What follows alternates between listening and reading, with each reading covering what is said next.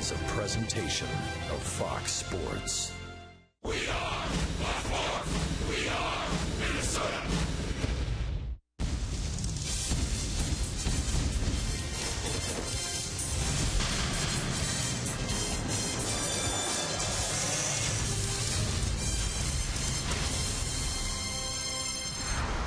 It's a beautiful day for baseball in Cleveland, the final game of a four-game series between the Minnesota Twins and the Cleveland Indians. And for the Cleveland Indians, it'll be their number one guy, Justin Masterson, the right-hander, making his second appearance of the year against the Twins. Kevin Correa going for the Twins this afternoon.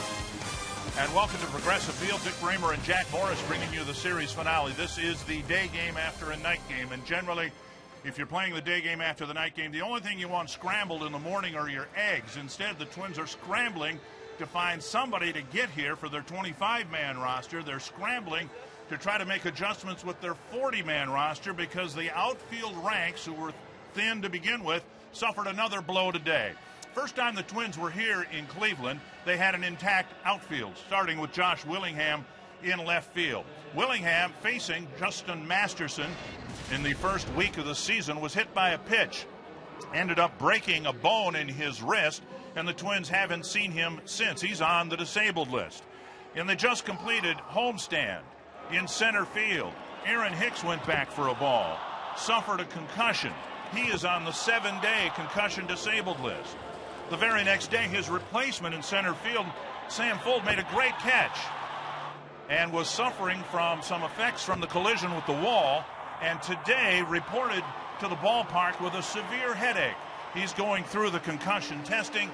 It would be very likely, I would think, he might be added to the 7-day concussion list, so the Twins are scrambling, simply trying to find some outfielders to play today. And these are the problems that managers have sometimes. It just doesn't seem to ever get this magnified. They're just running out of bodies to play the outfield. You've got Eduardo Escobar now playing center field today, and that should be an adventure. But somehow they'll have to piece it together, and that's exactly why Kevin Correa is really asked to even have a deeper role today. Kevin Correa will make the start for the Twins. A creative lineup for manager Ron Gardenhire. Could be an interesting afternoon with the Twins facing Masterson today, Justin Verlander tomorrow, and Max Scherzer on Saturday.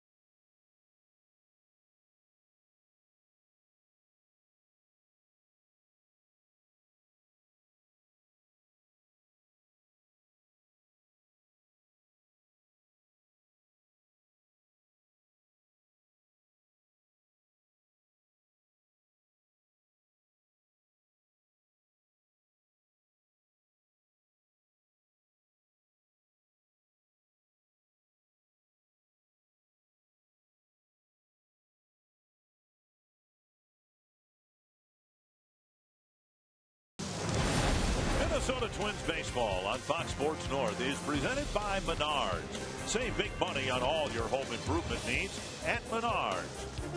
And by Jeep. Visit Jeep.com to learn more. Well, the Twins and Indians have had a very competitive series. The Twins winning a one-run ball game here Monday, losing by 2 runs on Tuesday. A one-run ball game last night. Everything going into the late innings. And Justin Masterson will make his second start of the year against the Twins. Brian Dozier takes down and away, ball 1. Dozier, Escobar, and Plouffe to get things started. The Twins hope to do some damage early against Masterson. Inside 2-0. When Masterson faced the Twins back on April 6th, he was off. His control was off. He walked 3, hit a couple of batters, including Josh Willingham, and the Twins touched him for 5 earned runs in his shortest start of the year, lasting just 3 2/3 innings. 2-1 to Dozier. Right back to Masterson. A 1-hopper for the first out. The Menards batting order for the Twins with Dozier on top.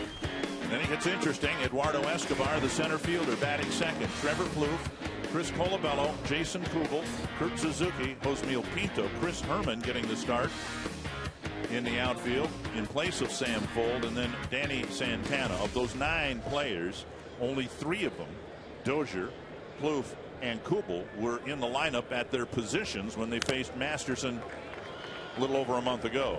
Foul tip, and now Carlos Santana comes out of the catcher's box limping. And here comes Terry Francona to check on his catcher. Santana played a tremendous game in the field at third base last night, and he takes an early foul tip here today. Off the inside of his right foot.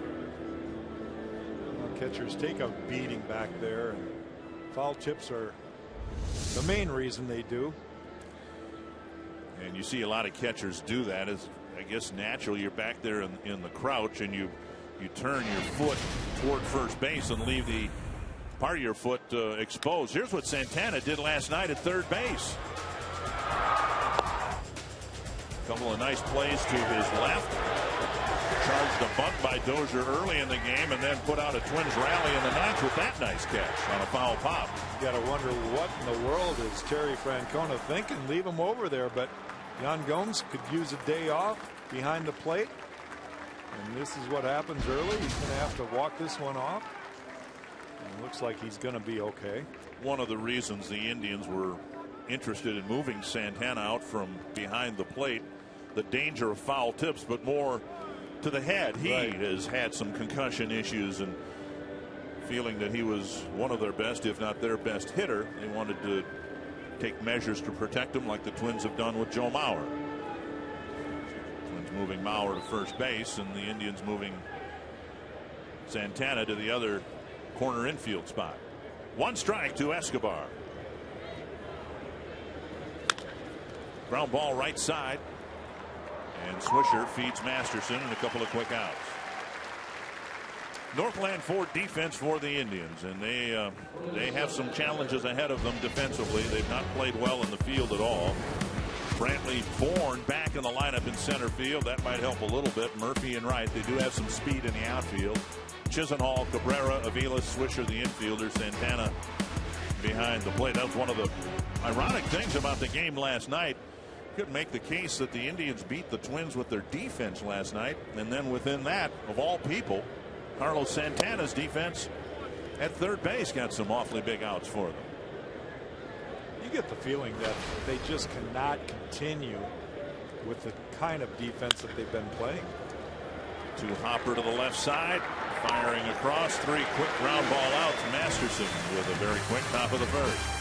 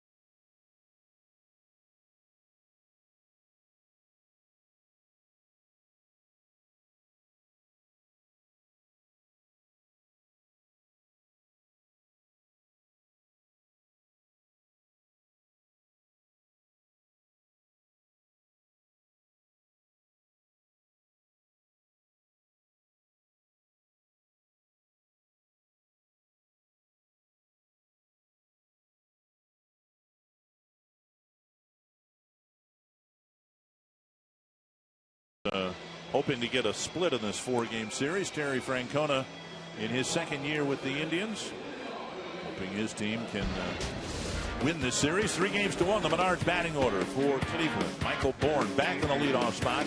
Then Nick Swisher, Michael Brantley, Carlos Santana, David Murphy, Asdrubal Cabrera, Ryan Rayburn, Lonnie Chisenhall, and Mike Aviles, who ended the game last night with a solid single to center. They'll be facing Kevin Correa. He's making his 7th start for the Twins this year. He picked up a win in his last outing, going 7 strong innings. Allowed 1 run and 5 hits and no walks. So he needs to go deep into this game. That's an understatement. Bourne, Swisher, and Brantley. Bourne has had some ongoing hamstring issues ever since he injured his hamstring at Target Field on the last day of the season last year. Had surgery on his left hamstring in the off season. He had an issue with it again in spring training, and then over the last weekend pops it foul and out of play. At a number of points in the last several days, it's been considered that he may be a candidate to go on the disabled list with a hamstring issue, but the Indians have had him do some running drills. They're convinced that it's just a cramping that has gone away. And now that staggers Pinto. Big part of Michael Bourne's game is his leg speed. And the Cleveland club is going to Tampa to play on turf for 3 games. Then they go to Toronto to play 3 more games on turf. So they wanted to get him in the lineup on grass today. 2 strikes to Bourne.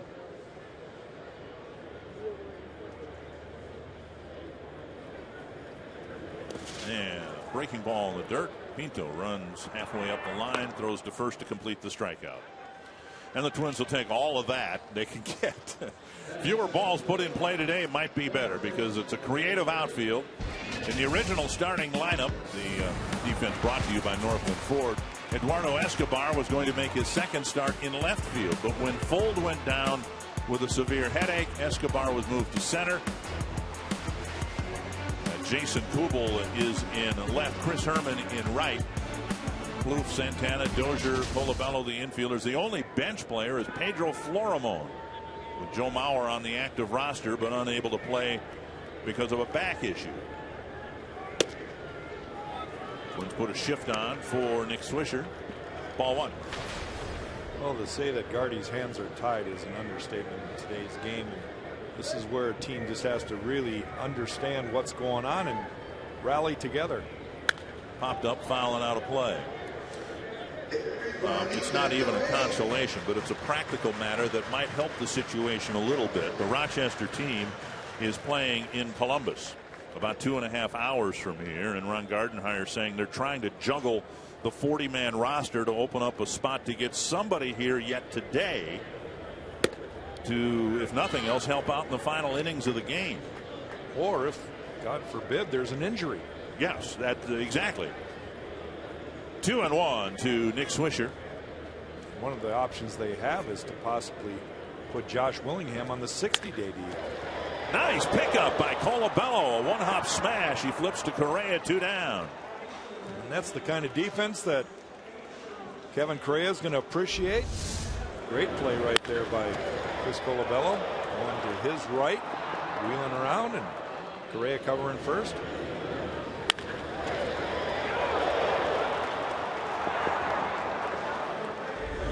Two down, and that'll bring up Michael Brantley.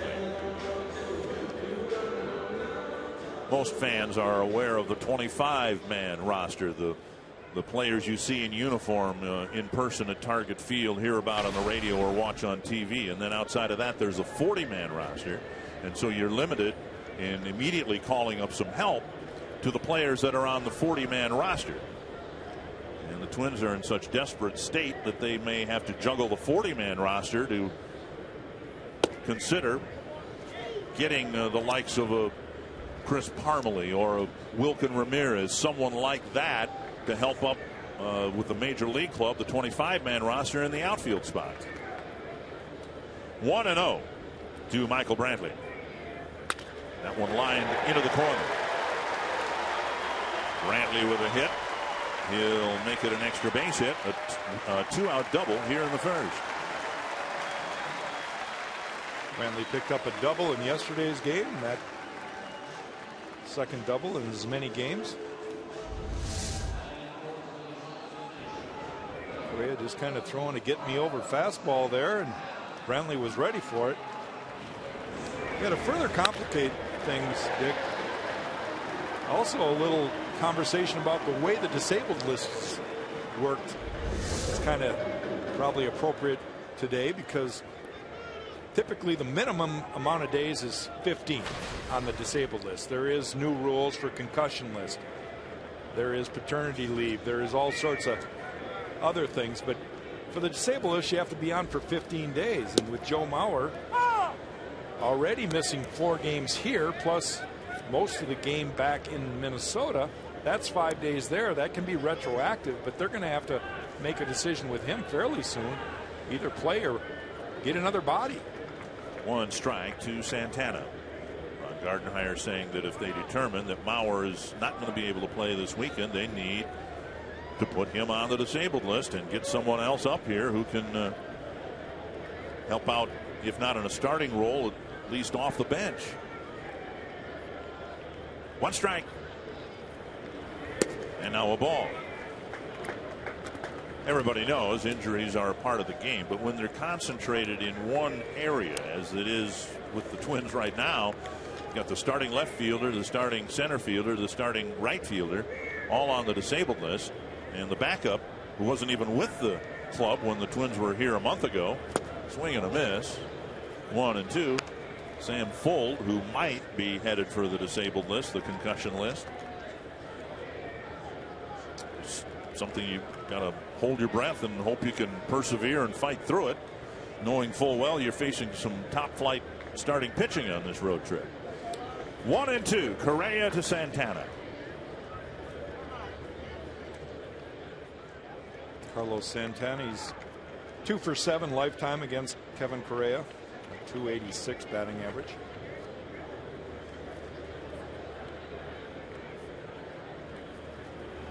Breaking ball down and away. 2-2.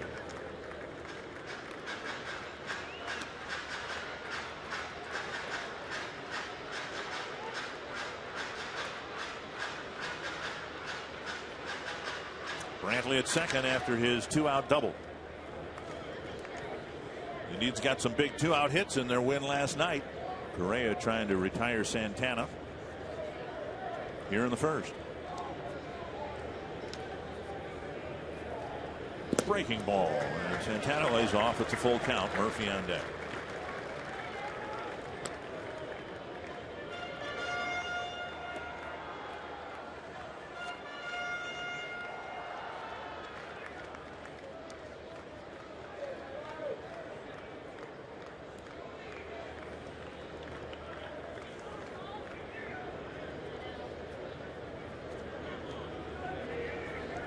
Full count to the Cleveland catcher. And that's ball 4 and gets past Pinto. Santana takes a walk on a probable wild pitch. Brantley goes to third.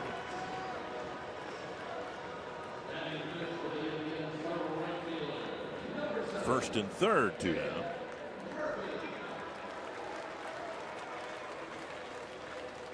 And that'll bring up David Murphy. Well, it appears that Josmil Pinto might have been crossed up right there, because typically a fastball doesn't get away in ball 4 like that. It is a pass ball.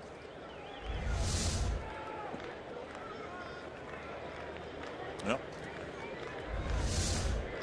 2-out double, now a walk and a pass ball. Murphy at the plate with runners on the corners. Out in ball 1.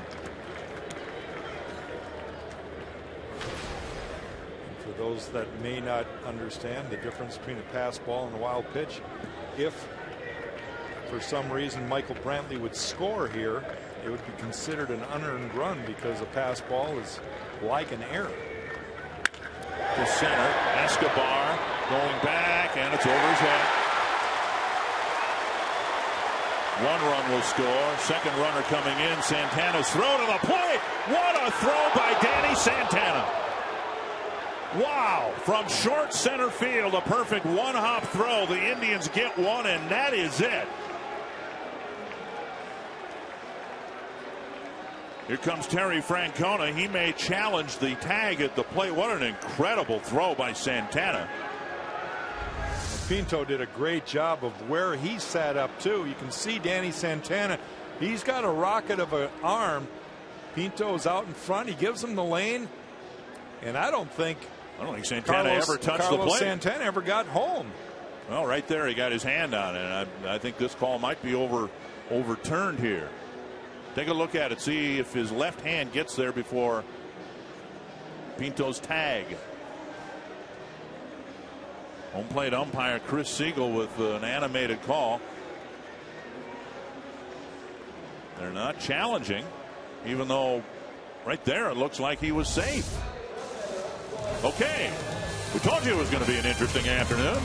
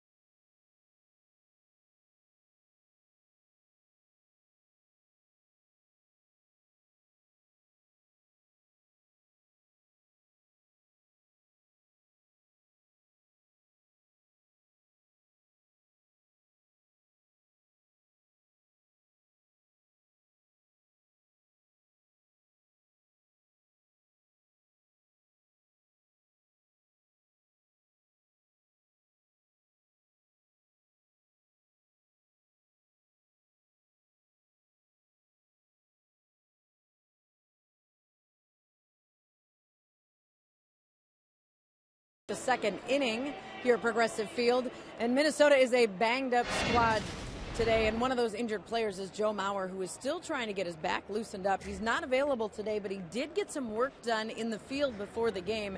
It's our Sanford Health Injury Report. I talked to Joe a little bit after he was done working out, and he's pretty frustrated. He said there's just one spot in his lower back that keeps grabbing, and if you've had back spasms before, you know exactly what that feels like. It's just a muscle that grabs and doesn't want to let go. It's also affecting his hips a little bit. He said he was trying to loosen those up.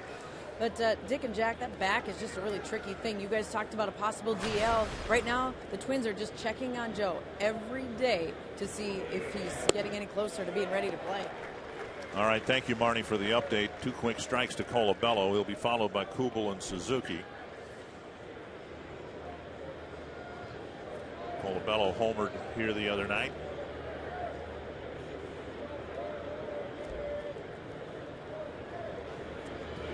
And Colabello waves at a breaking pitch, 1 away. What a throw by Danny Santana. We've seen his great speed on the bases, and we've seen evidence of his great arm, and this is Exhibit A right here. Well, he gets rid of it and just throws a perfect throw home.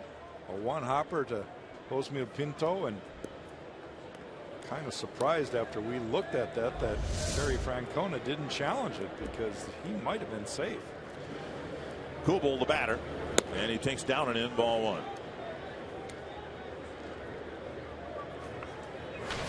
Either way, that was an excellent throw from Santana. Fouled away. When the Twins faced Masterson on April 6th, I misspoke. Kubel was in right field that day, and today he is in left field. So in reality, only 2 players are playing where they were when they faced Masterson here earlier this year. 1 and 2.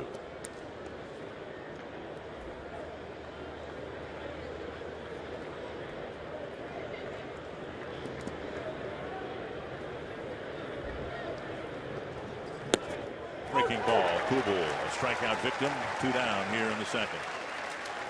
Take a look at the Mall of America scouting report on Justin Masterson. Well, Masterson's a guy with great movement on his fastball. He will throw both a 2-seamer and a 4-seamer. His 2-seamer's got very good sink. The 4-seamer he throws up in the zone, and he relies on that control. He's gaining velocity early in the year. His first start here against the Twins, he never really touched much over 90, and he's usually in the mid-90s with his fastball, so it's improving. Kurt Suzuki, the designated hitter at the start of the game. If anything happens, as we said, everything is being scrambled here, and Suzuki could find himself in another position other than the DH. 1 strike. 2 strikes. Masterson coming right at the Twins hitters. Mentioned that when he faced the Twins on April 6th, he was off. He was also off in his next start against the White Sox when he walked 5 and gave up 5 earned runs in that game too. Didn't go 5 innings. And Masterson breezes through the second inning, striking out the side.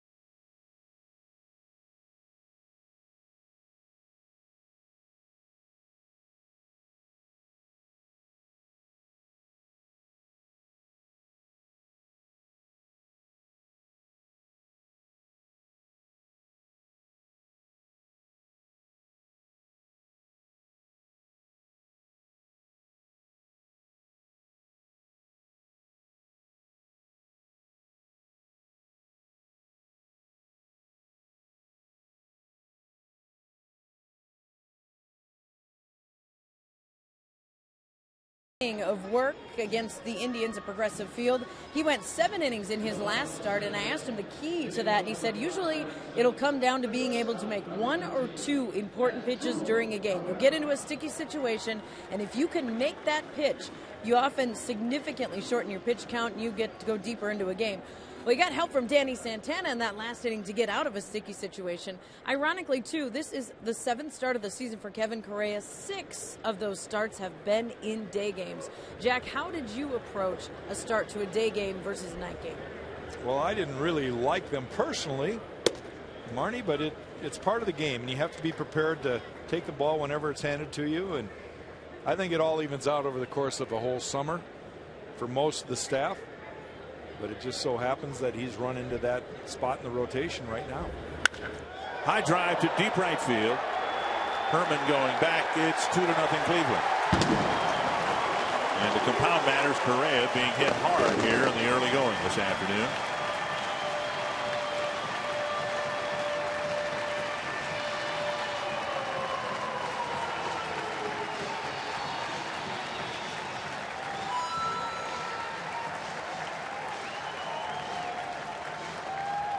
Two to nothing Cleveland.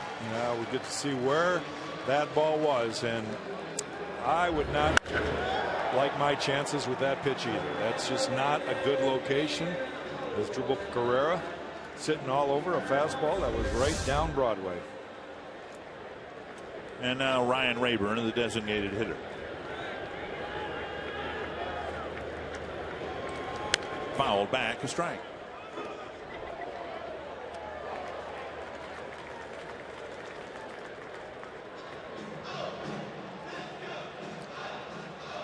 Twins, or the Indians rather, with a couple of doubles and a home run early against Correa. If you're keeping score at home, good for you. David Murphy with a double on the inning-ending play. Correa takes the comebacker, turns it into an out. The roster is in a fluid state, shall we say, and since we hit the air, Sam Fuld was put on the 7-day disabled list, concussion disabled list, the result of his great catch at Target Field on Friday. And this was the day after the collision with the center field fence put Aaron Hicks on the disabled list. And as you said, and run the risk of making you sound like an old timer, but in the old days there wasn't even padding on the fences out in the outfield. Picked up by Plouffe, 2 down. And Chisenhall quickly retired. That'll bring up Aviles. Well, on that replay that we were able to watch of Sam Fuld, you could see him snap his neck into the wall. That was something that when he got up, I was surprised. I thought he might wobble a little bit right there himself, but it's kind of a reoccurring thing the last couple of days. His headaches have increased, and of course they have a little test for the concussion thing, and he must not have passed because he was not feeling good today. 1 strike to Mike Aviles. Aviles again ended the game last night with a sharp single to center against Casey Fiend. And now a bouncer to short. Gobbled up by Santana. Over to Colabello. The inning ends. But it started with a Cabrera home run to make it 2-0 Cleveland.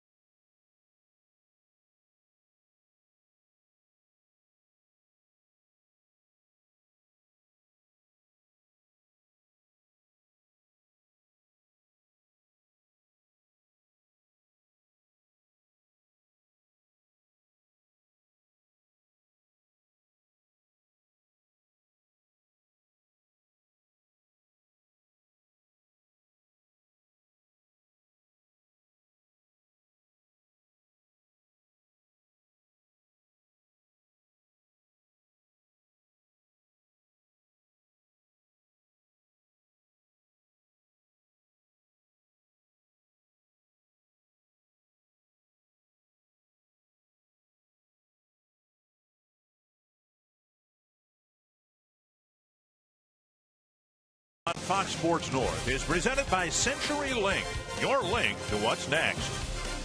By Northland Ford.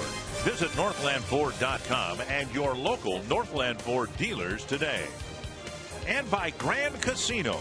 The best stories start here. 2-0 Cleveland. Rosmil Pinto, the catcher, will lead off the third. Justin Masterson has gotten 3 ground ball outs in the first, 3 strikeouts in the second, and he delivers ball 1 to Pinto to start the third. Pinto, Herman, and Santana.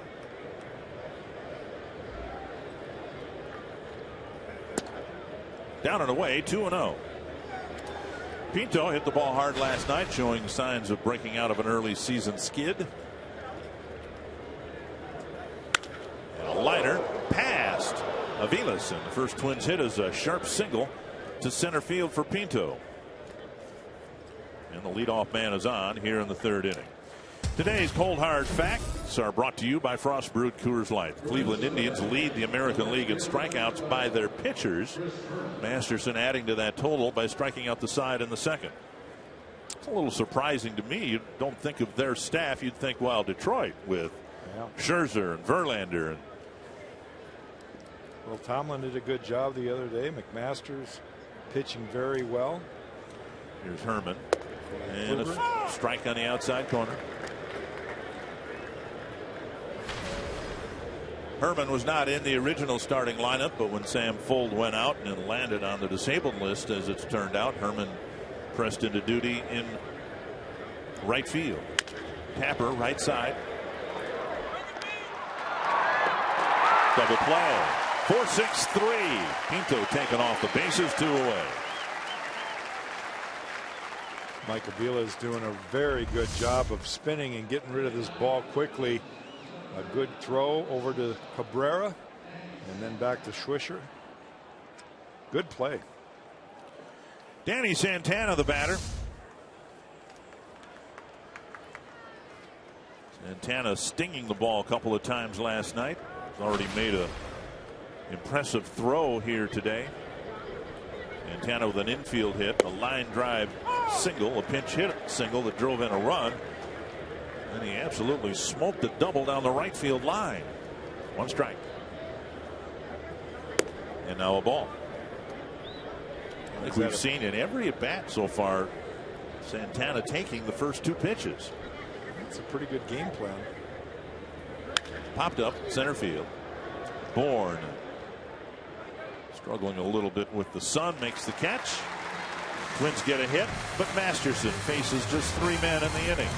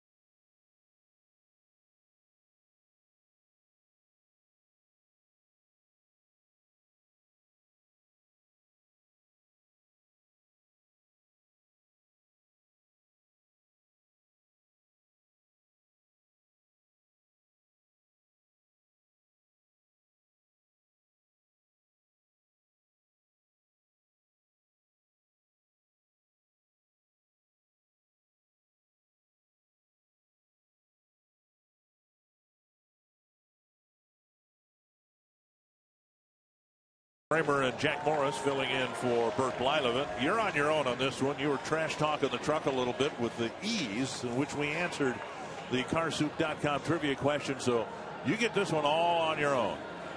Who was the last Twins pitcher to start at least 6 of his first 7 starts of the season during the day? If I nail this, will you like me a little bit more? Michael Bourne, bunting foul, 1 strike. What an obscure question. It can't be that tough if you really think about it, because first of all, it's got to be a starting pitcher that pitched at least 7 starts in April or May. Right. So that eliminates a lot of guys. Probably came at a time, though, when there were a lot more day games. I don't know. It's like I said, you're on your own. All right, I'm gonna put this through the thought process, and I'm gonna try to make an educated guess. Okay. Bourne, Swisher, and Brantley. Bourne struck out against Correa to start the ball game for Cleveland. And now 1-2.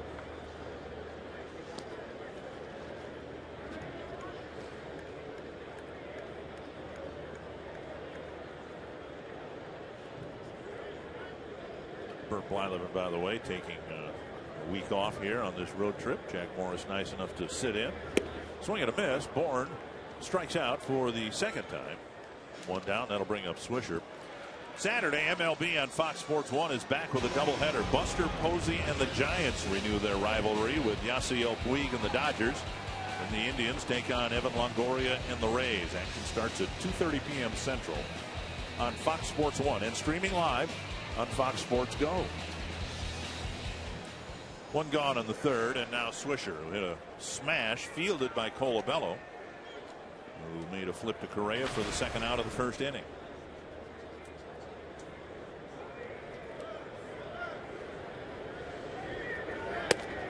Fastball sailing outside. Ball one.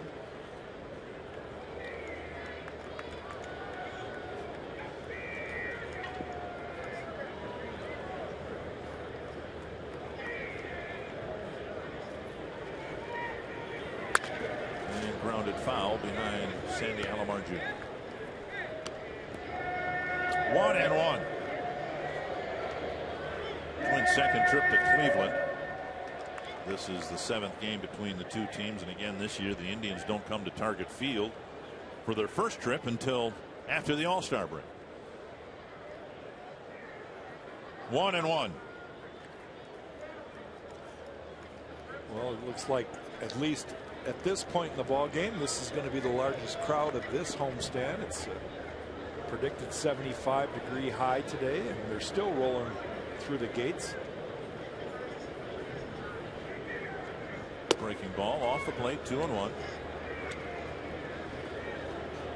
It doesn't look all that impressive there, but you had to witness what we've been looking at from our vantage point. It's been pretty bleak.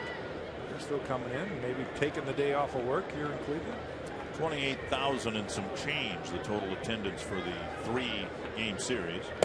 There's a strike that covers the inside corner, 2-2.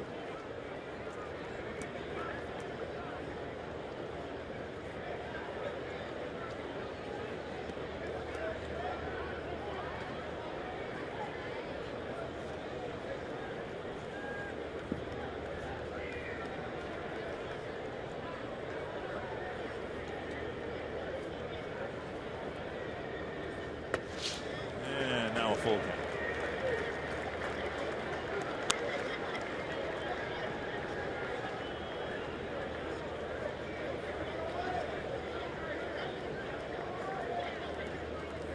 Twins won here on Monday night to get back to the 500 mark. Now a couple losses have pegged them 2 games below the 500 mark.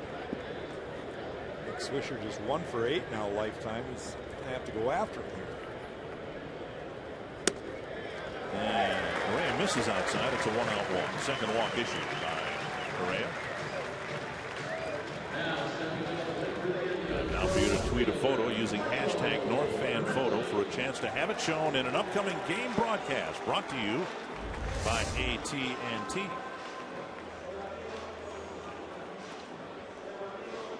Michael Brantley with a double into the right field corner his first time up. Ended up scoring first run of the game. And since the run scored on Murphy's double, even though there was a pass ball in the middle of that first inning, it will be an earned run charged to Correa.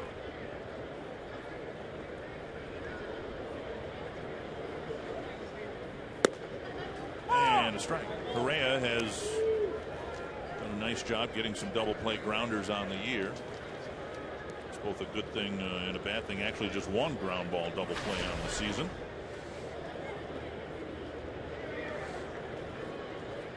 In a game like today where you're really weak in the outfield because of the injury problems, you need to throw a lot of ground balls on the infield. I don't know that I've ever seen an outfielder, center fielder, play as deep as Escobar is playing Brantley.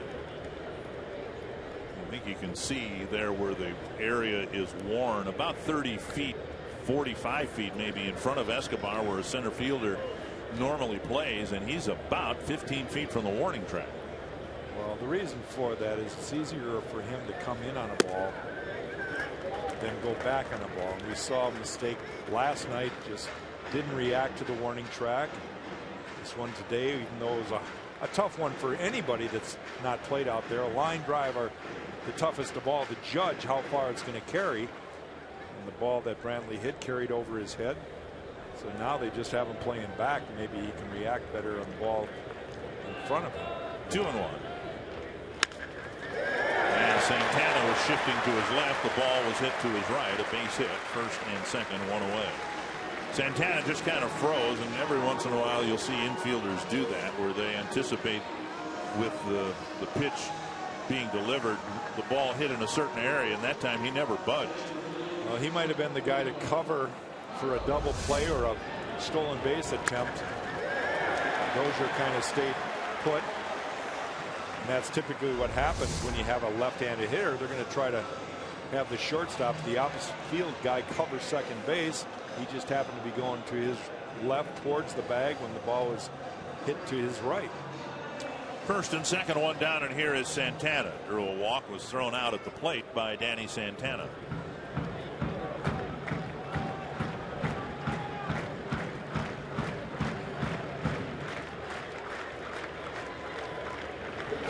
Big swing and a miss. Obviously, if the Indians are going to resurrect themselves into a contending team, they need Santana to do a lot better than hit 139.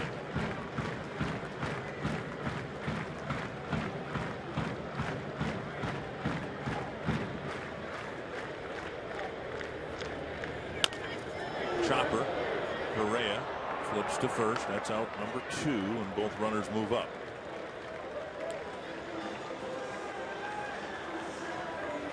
That'll bring up David Murphy.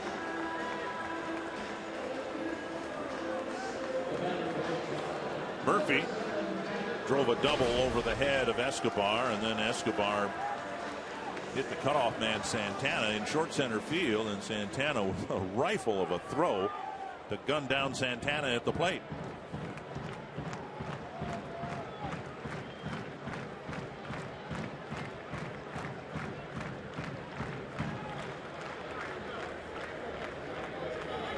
Strike on the outside corner, just looking where Escobar's playing in center field, and Bert, as always, jokey, told his outfielders, play deep and cut across. That's kind of what Escobar's doing right now. 1 strike to Murphy. 2 strikes. It truly makes you appreciate the great center fielders. I had one of the best. Of course, Kirby, he was as good as anybody for his ability to go back, but I had Devon White in Toronto, and he could play 10 steps behind the grass and catch everything to the wall. It was just amazing how he played so shallow and could go back to his left and right. 2 strikes to Murphy. And Pinto, that's a foul ball. They're saying it was grounded in the dirt, so it's not strike 3. Here comes Ron Gardenhire to discuss it with Chris Siegel. But this is not reviewable. So no, but Ron Gardenhire is going to say you got to ask for some help here. This is the only type of play where a manager can really start arguing. There's not a lot of arguing anymore, and Gardy might take out his frustration on Chris Siegel. And what he's saying, and I think he's got a valid point, you're the one umpire that can't see that ball. All the other 3 umpires are looking into home plate. Let's see what they saw. No, it was in the dirt. Well, I don't know, unless if it's wasn't a foul tip, it's still strike 3. I don't see how. I don't see the ball get deflected at all there. And Murphy, who would know whether it was a foul tip or not, took off for first like he didn't make contact, right? And I think you saw Ron Gardenhire gesturing to the runners if it was a foul ball. Why did Murphy run to first base? Well, he stayed in the game, and that's a little surprising to me. 1-2 now to Murphy.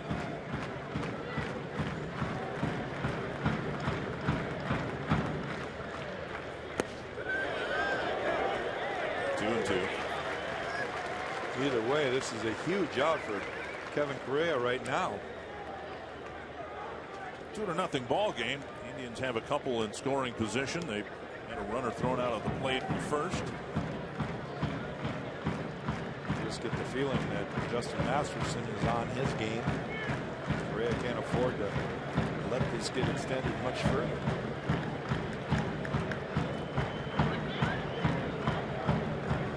Two and two.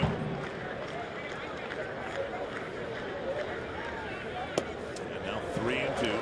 Cabrera on deck.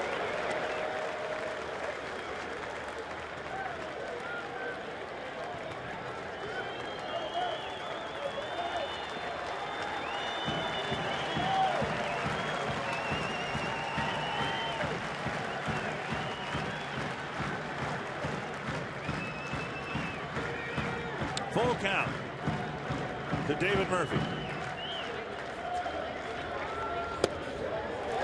a walk fills first base. So what should have been strike 3 a few pitches ago instead results in a walk.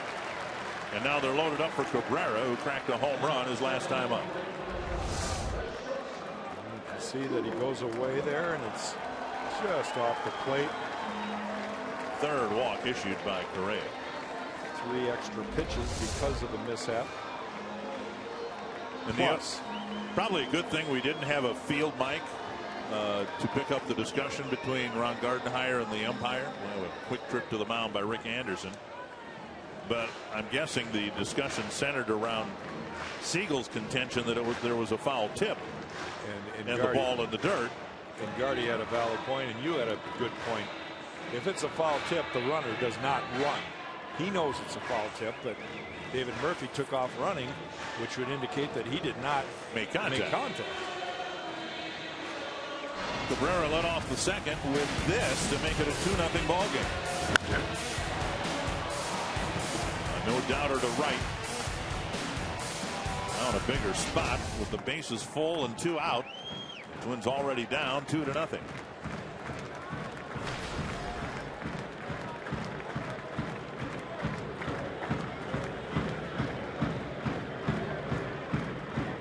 Fox tracks presented by Jeep. Strike over the inside corner. Cabrera hitting just his second home run of the year. Kevin Correa's pitch count already climbing fairly high. This will be number 50 as we finish the third inning.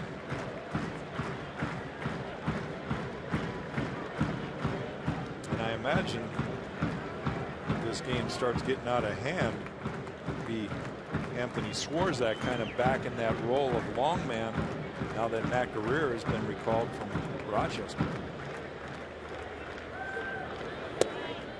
And there's strike 2. Cabrera didn't like strike 1, and he really doesn't like strike 2.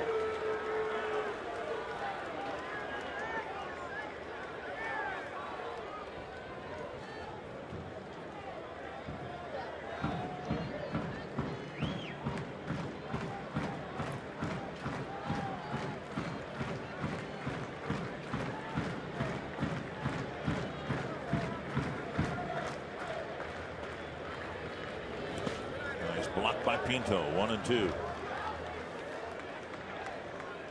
Part of the game the Twins are working with Pinto on, and he's got a great mentor in Kurt Suzuki. Whom we've seen block so many pitches in the dirt. Huge part of being a catcher is to be able to keep the ball in front of you on those balls that are in the dirt.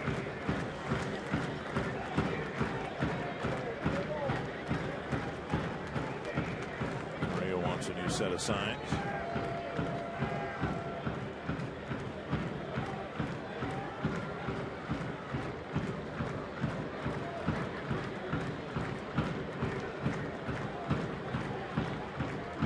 And now Pinto's going to go out and talk to Correa directly. Well, this is a situation where the veteran pitcher Correa has got to take control, and maybe he just hasn't flashed the right sequence of pitches. We're talking about Pinto. Correa's looking for something here that he wants to throw. 1-ball, 2-strike count.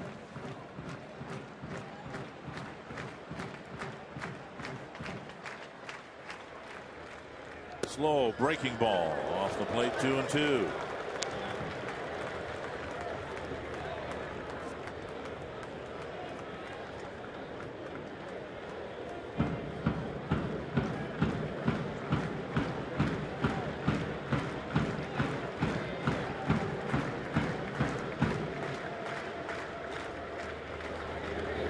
There's strike 3. Siegel calling a foul tip caught by Pinto. No damage done. The Indians leave the bases full, but Correa had to throw about 15 more pitches than he should have.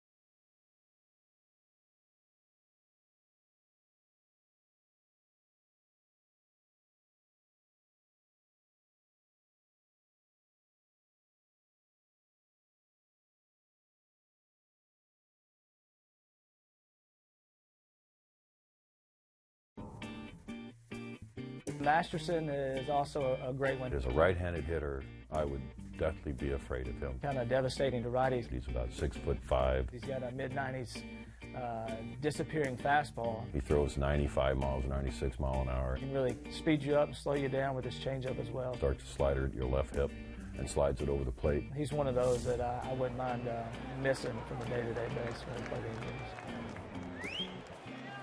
And so it's Dozier leading off the fourth. Go get him, Brian. Dozier in a comebacker to the mound his first time up against Masterson, and that's away 1-1.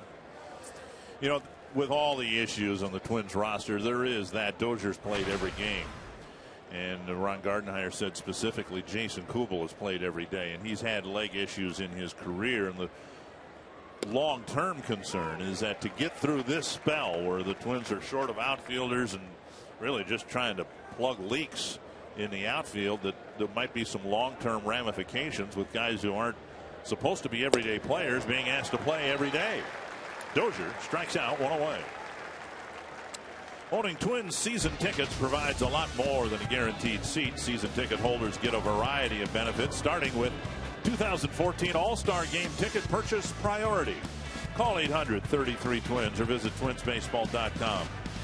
There is a season ticket plan that fits every fan. Now, Dozier's an everyday player, but even everyday players should get a day off every now and again. And typically a Thursday day game, travel day, would be that kind of day. Already has said that Dozier's been feeling great. His legs have been feeling great, so he's been in there. But Tapper to the right side. Swisher will go to the bag. Escobar retired out number 2. I'm not sure we're going to see a Cal Ripken anymore in the game of baseball. 2 down. Plouffe the batter.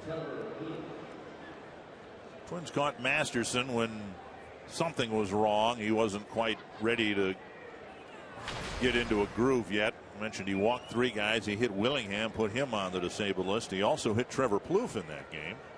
He's hit 4 batters this year, and half of them came in his start against the Twins. Strike on the outside corner.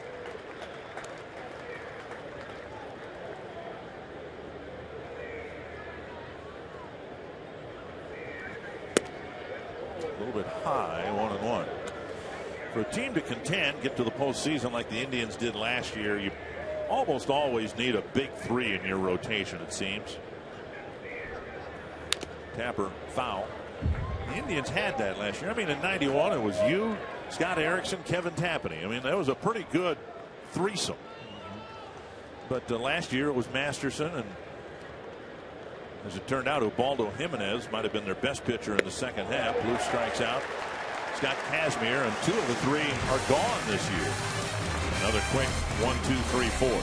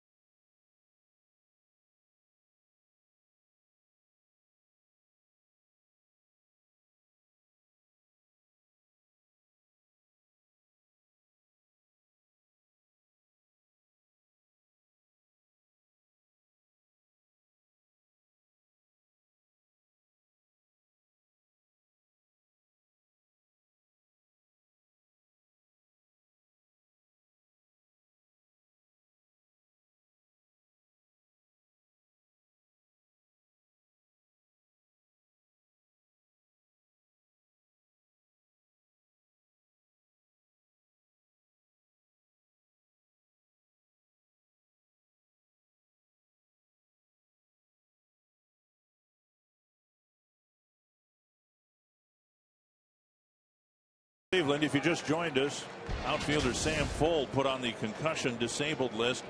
And we talk about the 40-man roster and the complications. There are 7 outfielders on the Twins' 40-man roster. In other words, you can call any of these guys up if they're available.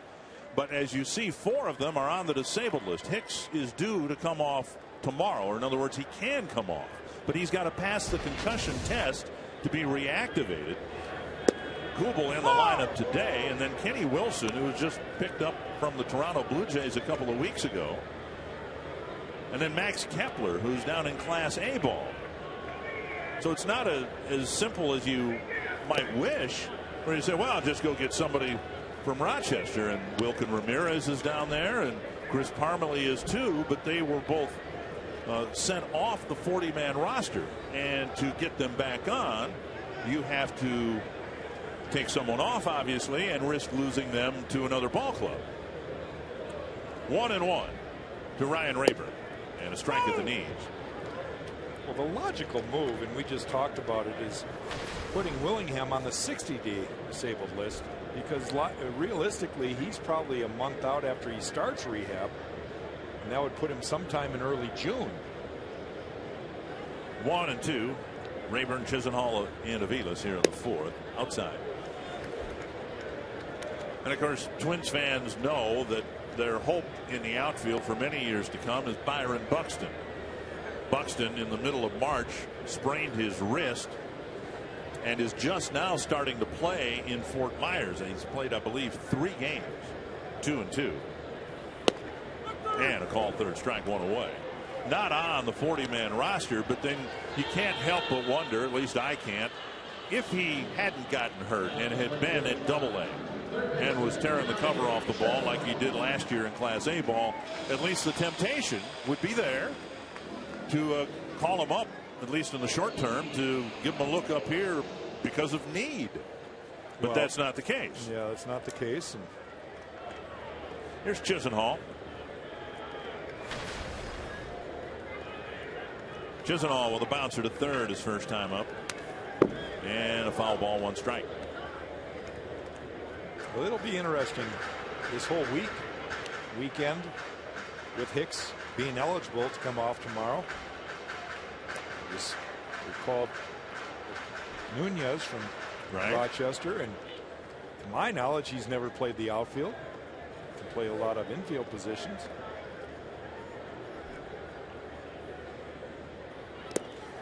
You know, and then you tend to forget this team was at 500 just 2 days ago before game 2 of this series, and they were doing that with another infielder, Chris Colabello, seeing regular duty in right field out of necessity. Colabello certainly has played a little bit of outfield, but by trade he's a first baseman. 1-2. Chris Herman in today's game is your backup catcher. He's played a little bit of infield. 1-2 to Chisenhall. Slow breaking ball chopped off the plate. Fox Sports Supports is proud to collaborate with Stand Up to Cancer, a groundbreaking initiative created to accelerate innovative cancer research that gets new therapies to patients quickly in order to save lives now. For more information, visit foxsportsupports.com. One down here in the fourth, 2-0 Cleveland.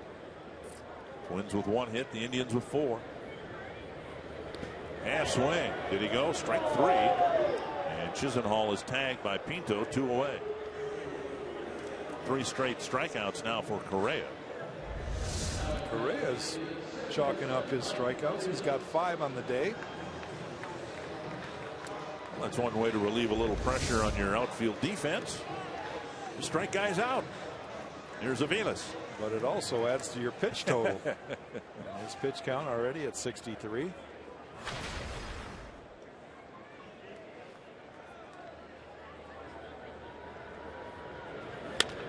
Check swing, and Aviles gets a hit into the corner. He'll round first, and he'll get to second with an excuse me double.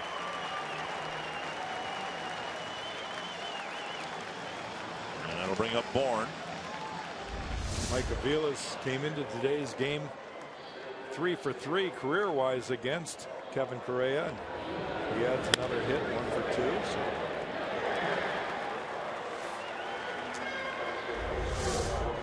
Bourne has struck out twice. We should mention that the Twins did make a roster move, full to the 7-day disabled list, and Eduardo Nunez called up. The Rochester team is in Columbus, and we're told Nunez is in a car on his way to Cleveland to perhaps help out by game's end, and then get on the team plane to fly to Detroit after the game.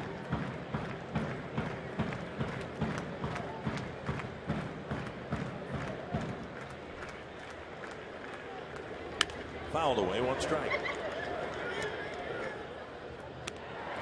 This weekend, while the Twins are in Detroit, the Rochester team is in Toledo, which is about 45 minutes from Detroit. That's about all it is, isn't it? From yeah, it's just a hop, skip, and jump. So if there needs to be more traffic between the Rochester roster and this roster up here, here's a drive to center. Escobar over to make a running catch. That ends the inning, and we head to the 5th. It's still 2-0.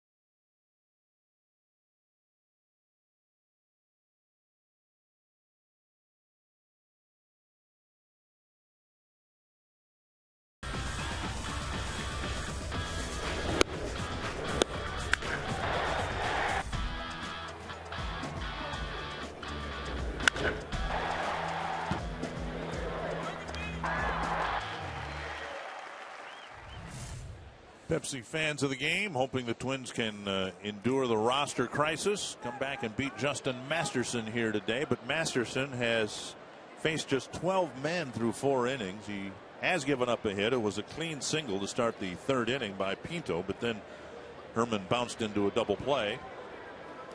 So 3 1-2-3 innings and another inning where he faced just 3 men. First pitch up high to Chris Colabello, went down swinging in the 2nd.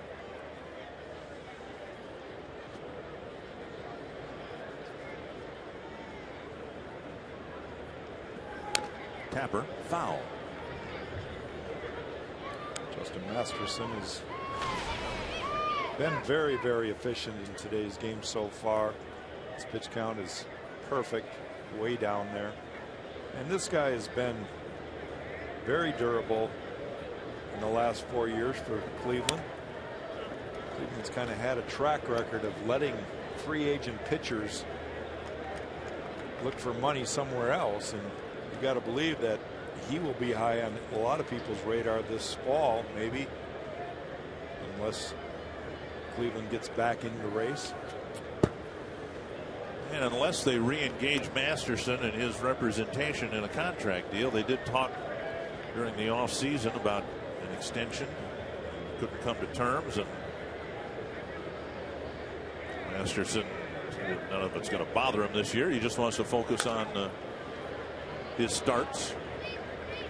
He just has to continue to do what he's doing, and he will be a wealthy man. He's a bona fide number 1. There's a lot of rotations out there that could use a guy like him. And we're going to go to Detroit. We'll say the same thing for Max Scherzer. He and the Tigers couldn't come to an agreement during the offseason. Colabello drives one to the right field corner, twisting foul.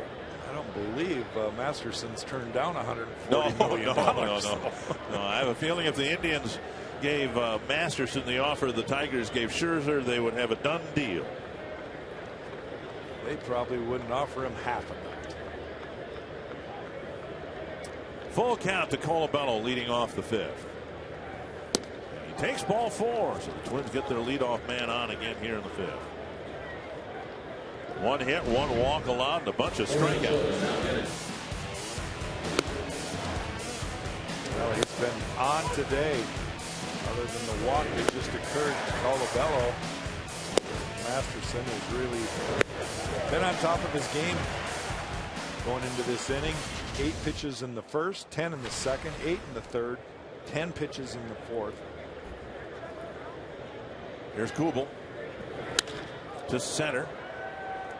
And Bourne went back, slammed on the brakes. That ball might have knuckled its way out to the center fielder. 1 away.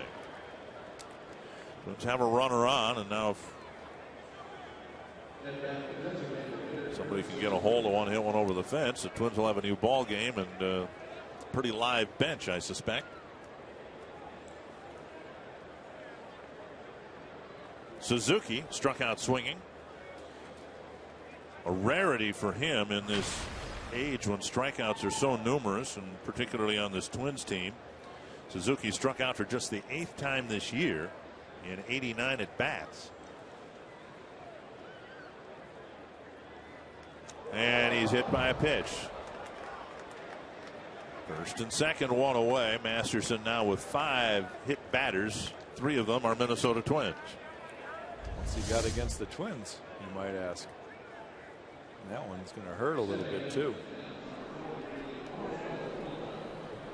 And now Pinto. Masterson's only allowed 1 home run to this lineup. Trevor Plouffe being that one Twins hitter to hit a home run. Josh Willingham has also got a home run, but he's not playing today. 3 home runs allowed on the year. Pinto stung a pitch and smashed it into center field for a single, leading off the 3rd. And again, we saw that yesterday. Pinto squared up 3 balls in his at bats last night. Down and away, ball 1. This is where you hope the Twins can ambush Masterson. He's hurt himself here with a walk and a hit batter.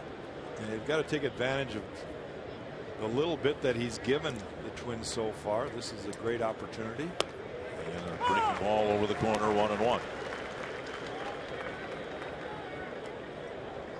Pinto with a double to left center field, had another extra base hit taken away by Niger Morgan last night in his first at bat. Another one shaving the corner. That's 1-2. Some teams have done with Pinto when they get 2 strikes on him.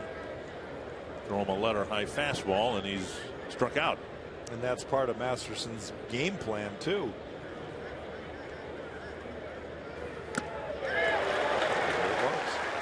And Pinto is struck out. Out number 2. We'll bring up Herman. Throws it up in the zone, runs and tails back in, kind of handcuffs Osmil Pinto right there. Shows the movement on Masterson's fastball. That ball moved 2 feet back in towards the hitter. Here's Herman. Bounced into a double play his first time up. The splits for Masterson are very extreme. There's a tapper right side. And Swisher flips to Masterson to end the inning. A walk, a hit batter, 2 left aboard. And the Twins come up empty in the 5th.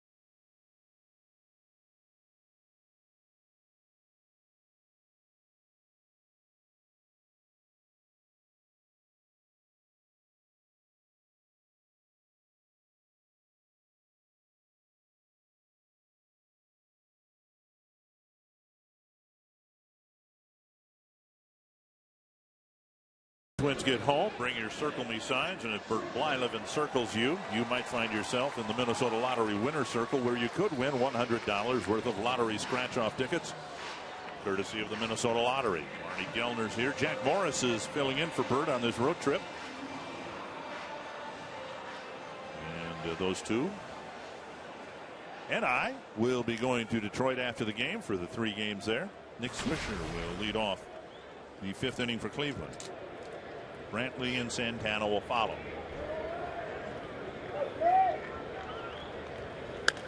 Fouled away.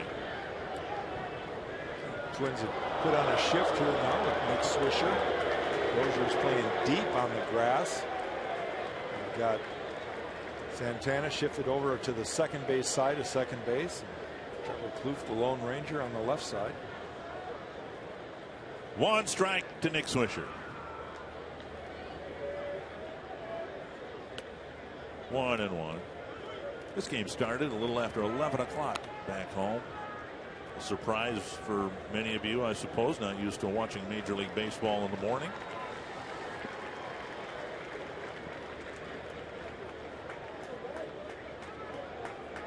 One and one. I think the best surprise I had as a kid in western Minnesota was when, for some reason, the Dumont Saints had a game that started in the morning, and my dad woke me up and said, there's a baseball game today. We went out in the backyard. The town team field was right in our backyard, and we watched a baseball game that, for whatever reason, started in the morning. 1-2. And not 2-2. Well, there's youth baseball in Minnesota that's on weekends, particularly. It starts early. Everybody knows that hockey parents have to get up at 4 in the morning to take their 6-year-olds over to get some ice time. 2-2 to Swisher. And now 3-2. Brantley on deck.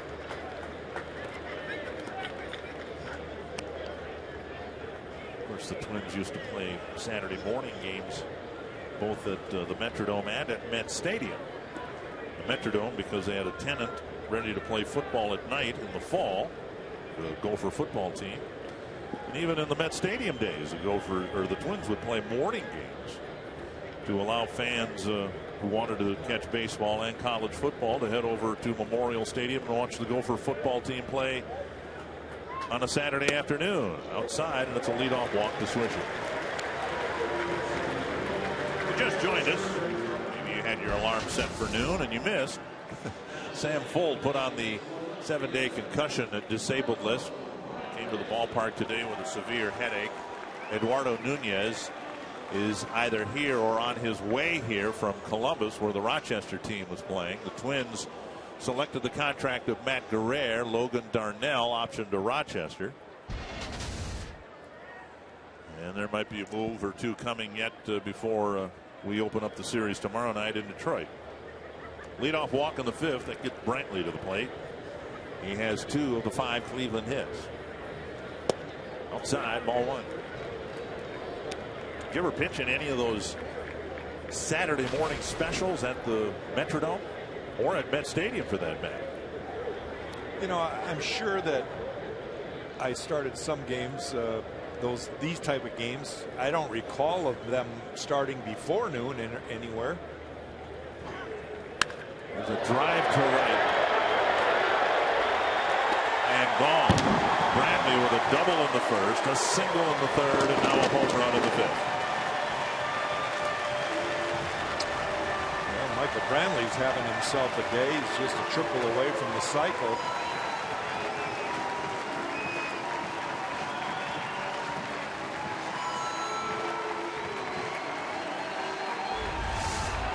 Watch where this pitch is. Hanging breaking ball. It stays over the middle half. Brantley, quick hands inside, gets the head of the bat on the ball and drives it. Just like that. The Indians lead by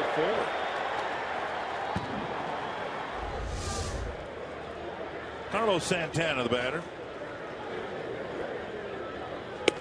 Outside, ball 1.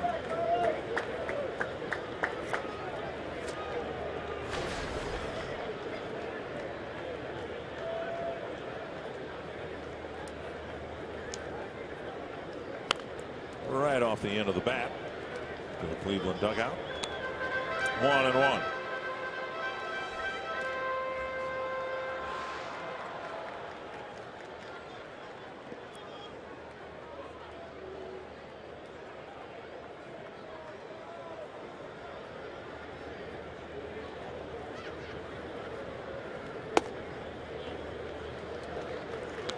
Honestly, I have to squint to see Eduardo Escobar in center field. He's that far from home plate.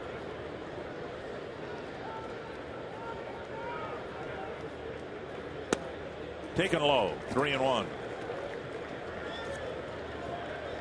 He normally would not be playing that deep in any situation, but this is not normal times. No, it certainly is not a normal time. A strike.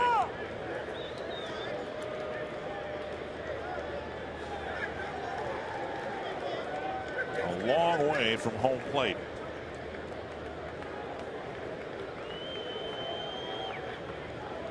Three and 2. Reyes walked 4 on the left field line, and Kubel will chase it. The ball lands about 3 feet foul. And to be fair, outfield defense was not perceived to be a strength of the Twins team coming out of spring training with Arcia and Willingham.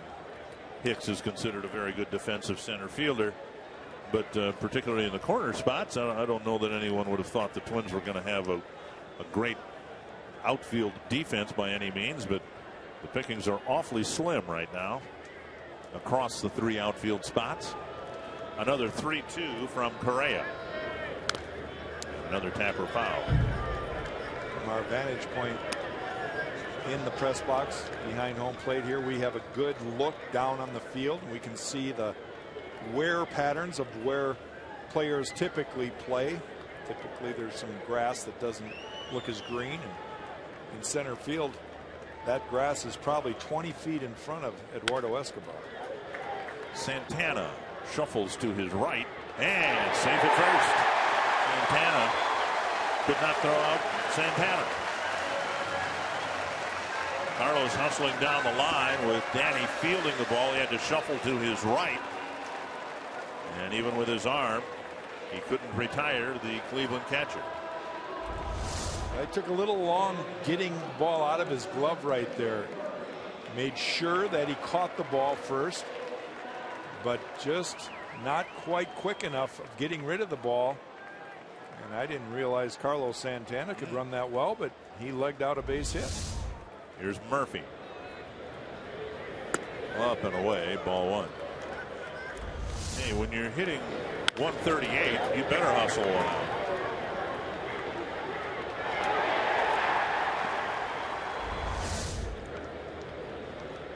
1-0 to Murphy.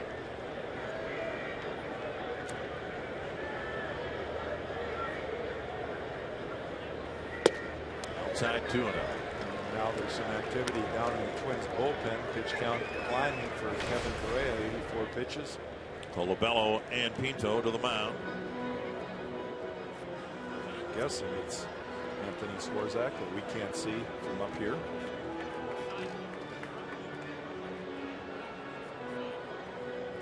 Crisis in the outfield has changed the focus away from the pitching staff.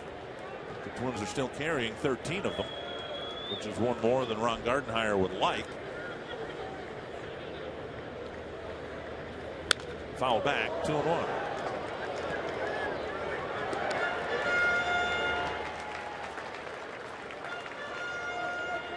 Well, it all started with the starters not going deep earlier, and that added the extra pitcher because the bullpen was spent, taking away another position player, a guy off the bench for Gardy. And hopefully the staff will start, the starters will start being a little more consistent, and then eventually they can get rid of one of the guys in the bullpen and add another player on the bench. It seems to be a snowball effect sometimes. When one part of the game is going south, it leads to problems in another part of the game.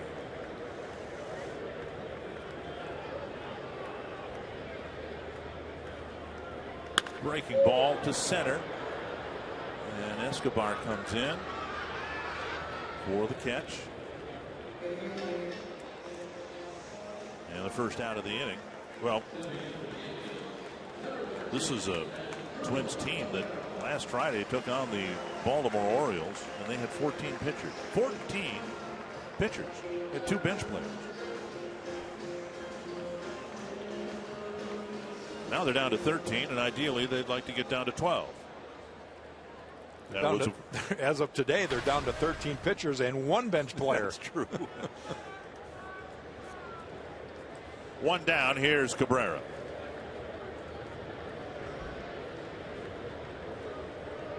Cabrera with a home run his first time up, and then Correa struck him out, leaving the bases full his next time up. Pass Dozier into center field. Santana around second. He'll go to third. And the Indians are threatening to put up a big number here in the 5th inning. And here comes Ron Gardenhire. So you want to go down to 12 pitchers?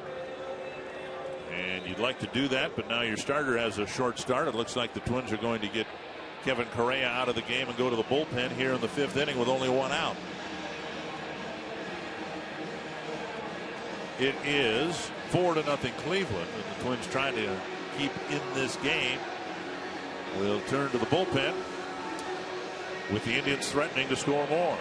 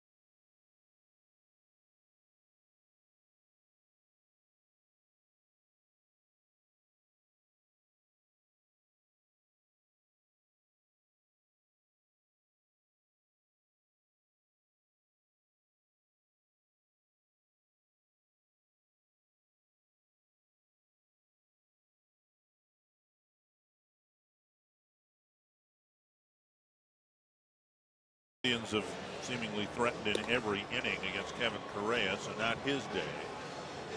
And Michael Tonkin comes in to try to keep this game somewhat within reach.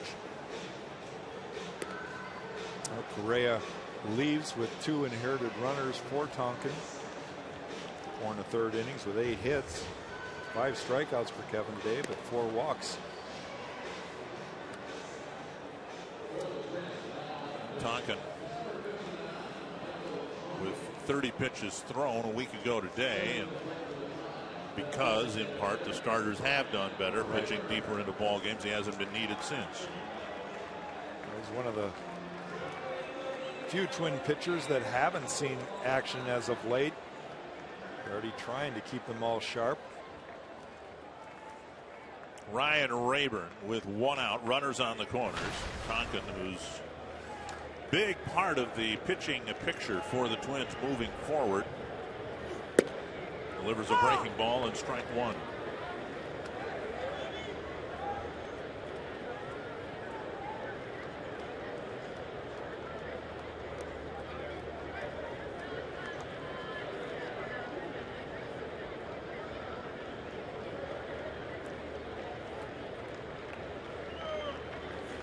Popped up, foul, and out of play. 2 strikes to Rayburn, who's hit a comebacker and struck out.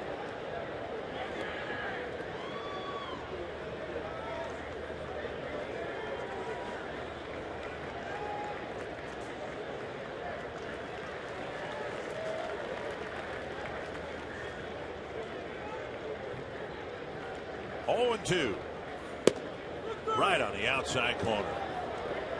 Tonkin with a sizzling 94-mile-per-hour fastball, and that's out number 2. Second time that Ryan Rayburn has looked at called 3, called for strike 2 times in a row.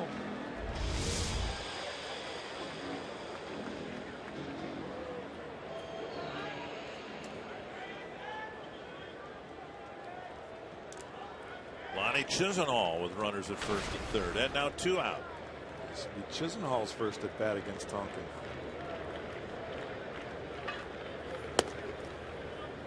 Ball 1.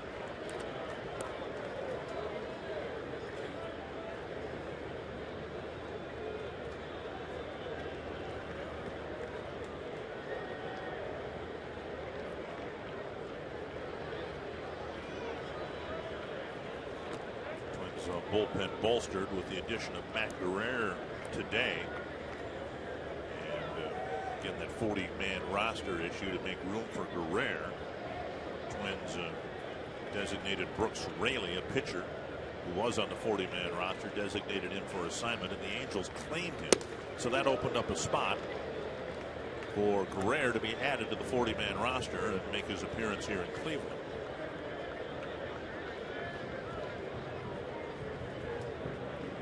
Of course, Logan Darnell was the young pitcher that was sent back to Rochester. 1-1 to Chisenhall. Popped up down the left field line. Plouffe, Santana, and Kubel all watch it drift back into the seats. 1-2.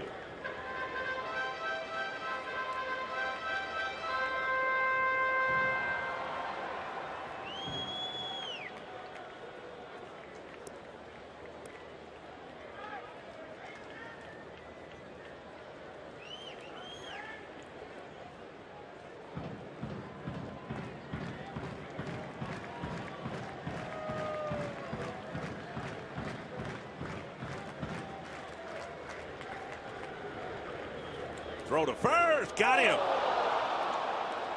Nice job by Michael Tonkin, striking out one batter and then picking off a runner. Indians got a couple. Tonkin pitches out of a jam in the fifth.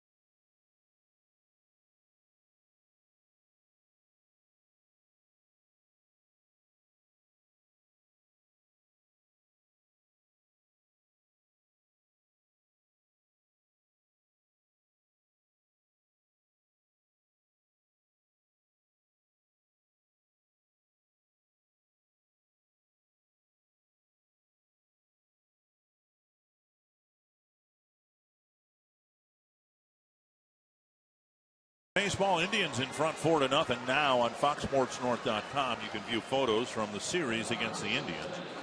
Get complete Vikings draft coverage, including a roundup of mock drafts. Matt Cook on being ready to return to the Wild for Game 4. Justin Masterson hasn't allowed a run, just one hit, one walk, one hit batter, and Danny Santana will lead things off for the Twins in the 6th. Danny Santana has really impressed a lot of people with some of his tools so far as a member of the Twins, but he is going to get a good taste of major league pitching if he plays the next couple days. Yes, he will. Bunt, foul. Second time we've seen Santana try to bunt. I think that's the difference, is when you can start calling mom up and tell her that you've got hits off some of the number ones in the game instead of a AAA kid that hasn't got there yet. 1-1.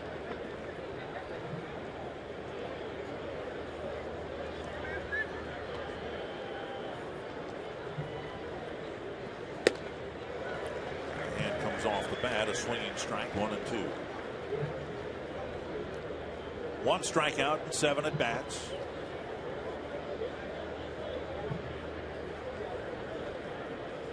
In his minor league career, he is strikeout prone. Doesn't walk much.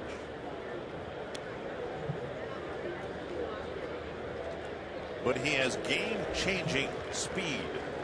Saw it in his infield hit. Got a double last night. Looked like he wanted a triple. Back to the mound under Masterson.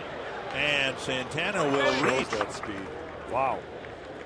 The only chance they had would have been if Masterson had fielded it, but he didn't corral the ground ball as it bounced up the mound. An error charge to Masterson. Just watch Danny Santana pour it on here. Ball gets by Masterson, kind of like Colabello yesterday. Just flinched a little bit. The ball got underneath it. Danny Santana showing that tremendous speed. Gives the Twins a base runner.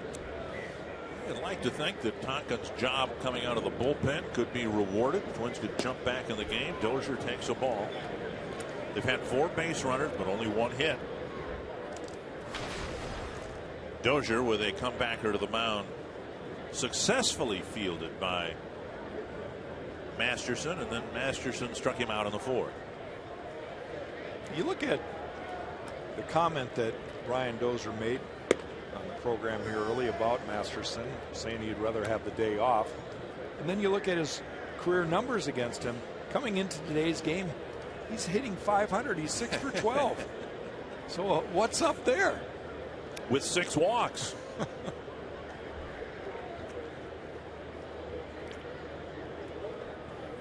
Inside 3-0. Just need base runners here.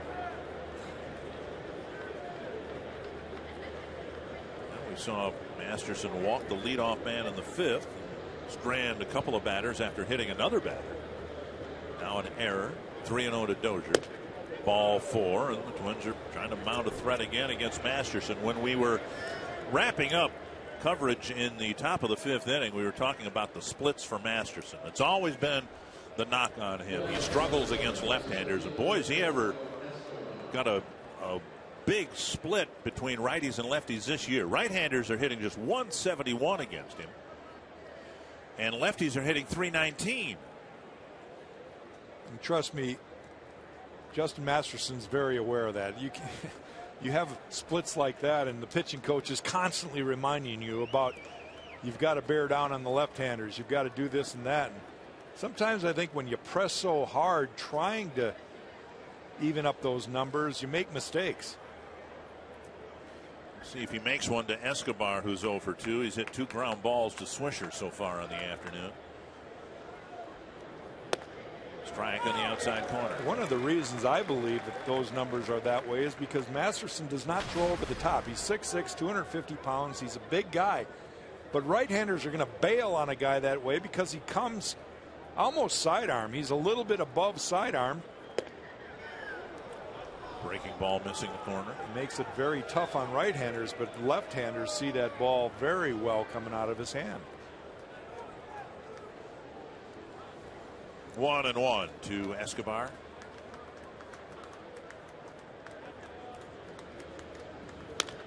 Pulled foul. 1-2. It was Escobar's home run in the 10th inning here on Monday night that got the Twins the series opening win.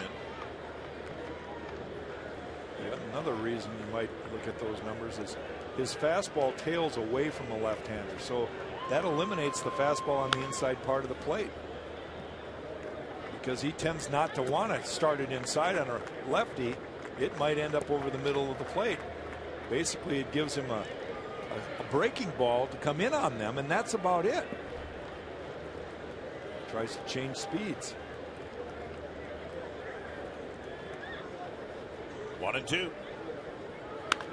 And another breaking ball, hook foul at the end of the Twins dugout.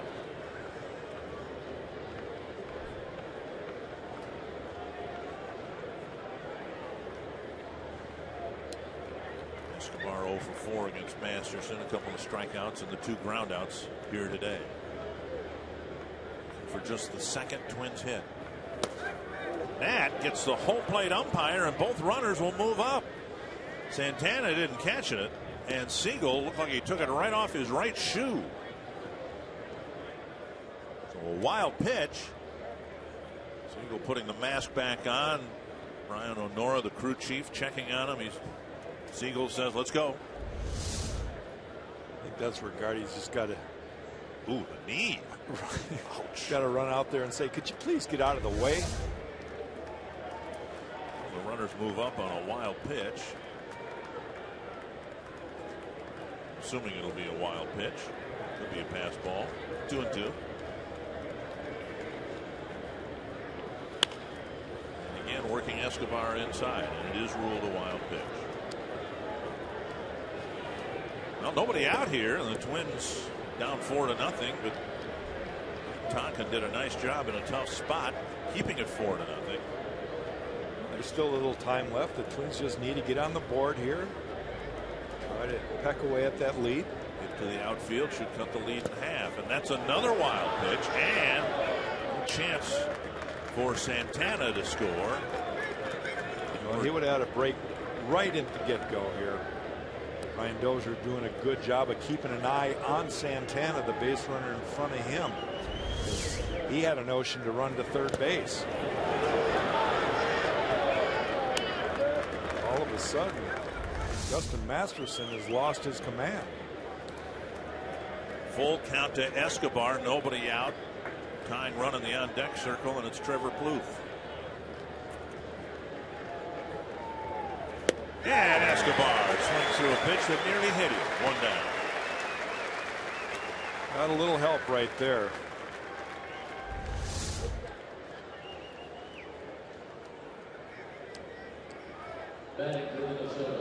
Breaking ball and strike 3. And you're right, Masterson, even though he struck Escobar out, I don't think threw that anywhere near where he wanted to. We'll see how patient Plouffe is here in this at bat.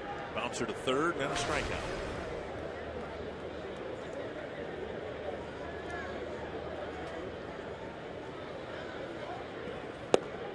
Breaking ball over the inside corner.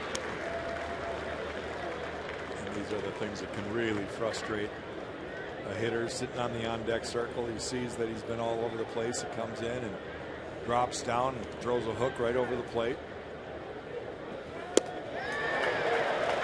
You can see why right-handers, and in this case Plouffe, have such a tough time. Comes out of his hand looking like a fastball, and it was 2 feet off the plate. 0-2 quickly to Trevor Plouffe.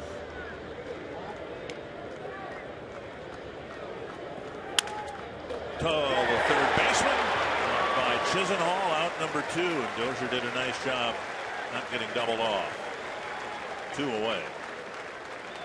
And that'll leave this rally, if you want to call it that, to Colabello. Dozier hits, or excuse me, Plouffe hits it very sharply, but right at Chisenhall.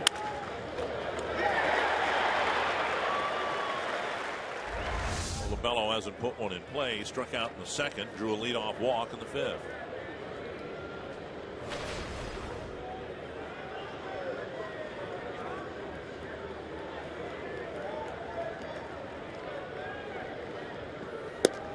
Ball 1. Santana, hard time catching some of these pitches. Big at bat for Colabello. If he can extend the inning, that'll get Kubel, a left-handed batter, to the plate, representing the tying run.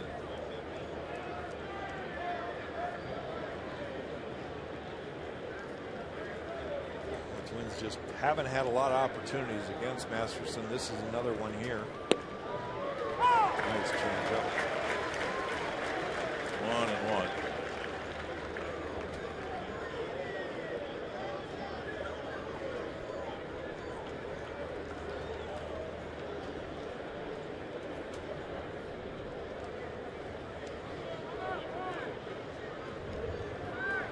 One hit for the Twins. Came off the bat of Pinto, leading off the 3rd inning. It was a sharp single under the glove of Aviles and into center field.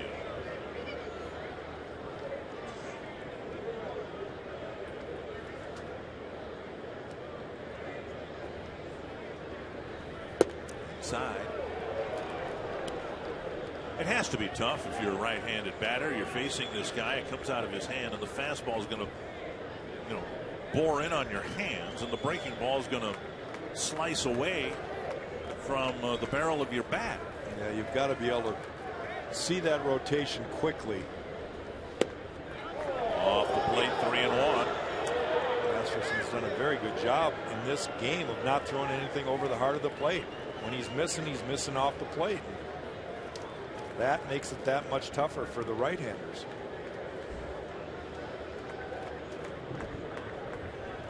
Three and one to Colabello. Chopper slowly hit to Cabrera, barehanding it, fumbling it. Here comes Dozier. He will score. It's 4-2. Great base running right there by Brian Dozier. He saw that Cabrera did not come up with that ball cleanly and never ever stopped. He knew that if he did not grab it barehanded, that he had a chance of scoring, and he just kept running. Great base running right there.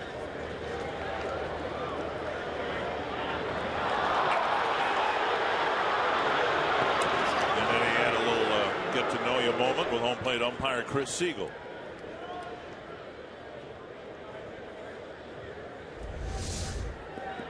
And now Kubel does come to the plate as the tying run. An infield hit. And another error charged to the Indians. Second of this ball game, allowing the second run to score.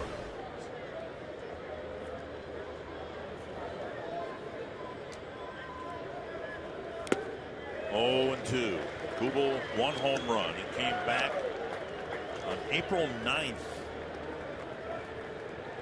Against the Oakland A's.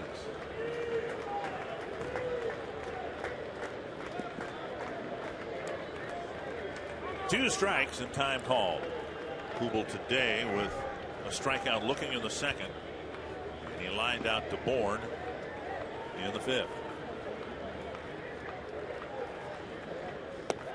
Just off the plate, 1-2. Post pitch. Well, again, the error is coming back to haunt the Cleveland Indians.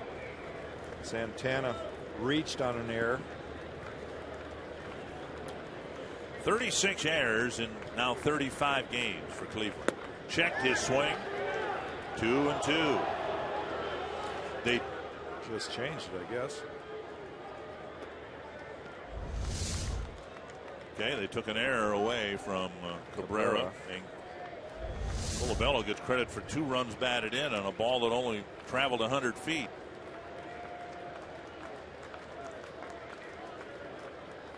Three and 2 with Suzuki on deck. I just have a tough time. I scratch my head so many times about official scorekeeping. Now, you tell me that if he doesn't just catch that ball, let's Colabello get a base hit. Just catch it. Don't even do it. That the run's going to score from third. And Kubel takes a walk, and Masterson has contributed greatly to his own demise. With activity beginning here, Josh Outman, I believe, is warming up out in their bullpen. Now the tying runs aboard, and Suzuki's at the plate. Here comes Mickey Callaway, the pitching coach. There's been hardly anything in this inning to score a couple of runs or put this lead at risk. Plouffe hit a liner to third. Chisenhall caught it, but it almost sounded like Trevor broke his bat on the line drive. Target Field is the place to spend time with the people most important to you. Groups of 25 or more are eligible for discounts on tickets and don't have to pay handling fees. Organize your group today. Check out twinsbaseball.com/groups or call 800-33-TWINS. Ask about a Twins Target Field group outing. Masterson threw 36 pitches through the first 4 innings, and he's got 32 pitches in this inning alone. So that kind of indicates what has gone on in this inning.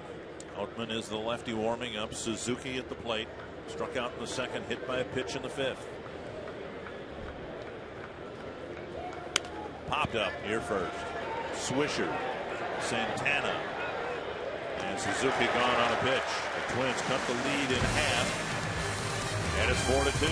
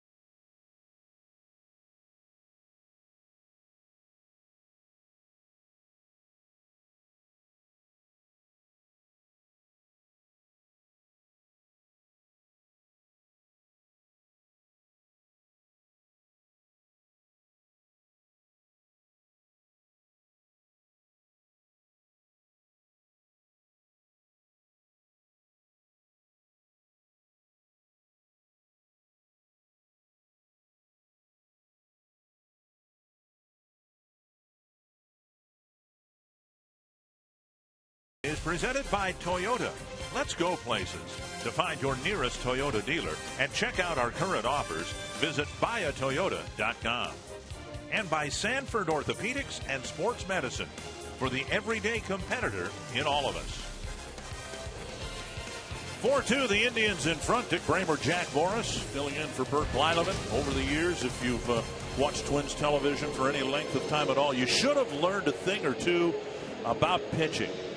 Tommy John, Bert Blyleven, Jim Cott, Jack Morris are 4 of the 47 members of the 250 win club. And my goodness, I've learned an awful lot about pitching from you guys. We're very happy to officially welcome you on this road trip to Twins television, and good to have you back in Minnesota. Yeah, it's great to be home. It really is, and probably as much of a fan as anybody. It's sometimes a challenge to bite my lip, but I love this team. I want them to do well. I want to share some of the fun that we enjoyed in '91, and hopefully they'll start making the steps towards that. Well, Tonkin with a nice relief appearance in the 5th inning. He struck out the only batter he technically faced, picked off a runner, kept this game within reach, and then the Twins got a couple of runs to make it a 4-2 ball game. 1-1 to Chisenhall. It's amazing, isn't it? I mean, just all the great pitchers that have been, analysts on Twins television in the last 20-25 years hit right at Dozier. What is this? They call catcher's interference. Yep, that's what they call. I believe they called catcher's interference, and Chisenhall will be awarded first base. Chisenhall apparently hitting the glove of Josmil Pinto. Pinto not arguing at all, and nor is Gardy. We saw that in the homestand in the Baltimore series, I believe, where Pinto's glove was clubbed by a right-handed batter, and Buck Showalter didn't. And you can see home plate umpire Chris Siegel motioning right away, and a first pitch strike. So an error will be charged to Pinto, and Aviles is the batter.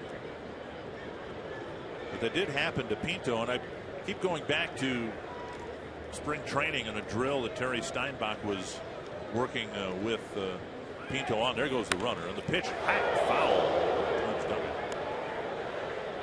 And they were working on that very thing. A number of other things, his stance, the squatting stance behind the plate, but in essence letting the ball come to him, the pitch come to him rather than reaching out. And a couple of times it's happened where the batter has made contact with his glove. Well, especially with nobody on base. That's where you want the ball to come to you, because you have all the time in the world. With a base runner, you've got to catch that ball. You're trying to shorten up the length of time that it takes the runner to get down to second. 2 strikes. There's Terry Steinbach. Signs to Pinto. Throw over. Pitch out. Whatever. Busted bat. And it's one of those series for Aviles. He had a check swing double his last time up. Now his bat shatters in his hands, and he dumps a single to left. First and second, nobody out. Join Fox Sports North and the Minnesota Wild for a playoff pregame party on Friday at XL Energy Center. Party begins outside Gate 2 from 5 to 8 p.m. Meet the Fox Sports North girls, enjoy music, autographs, interactive games, and more. Visit foxsportsnorth.com. Click on the More tab for details. Gardy coming out. He's going to go to the bullpen, get a left-hander. A tough luck inning right there for Michael Tonkin. You get a ground ball to second. You get a broken bat, and there are runners first and second, nobody out. And you make a good pitch to a number 9 hitter, and he finds a hole over the shortstop's head. So Tonkin will leave, and Tonkin cleaned up Correa's mess, and now Caleb Thielbar will try to clean one up in the 6th.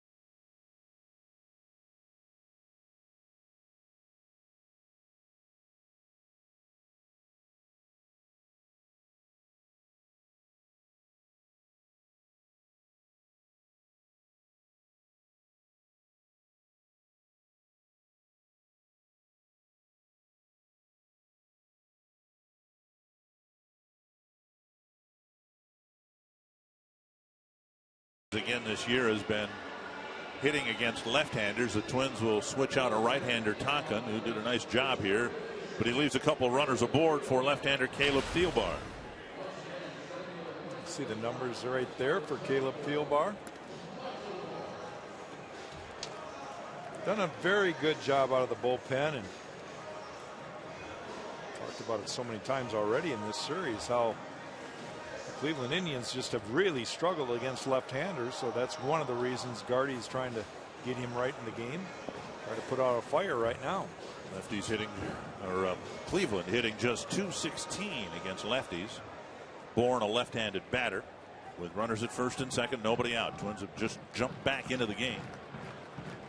These are the shutdown innings you're hoping for. Your team just gives you a couple runs and gets you within striking distance. You want to shut them down. Bourne bunts hard and foul up the third baseline. Right now, Terry Francona just hoping to move the runners over. Nobody out. Bourne having a tough day with 2 strikeouts and a fly ball to center. Swisher, a switch hitter on deck.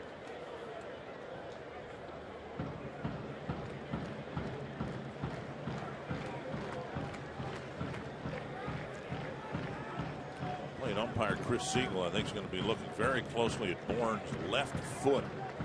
He bunted that ball. It almost looked like his foot was standing on the plate.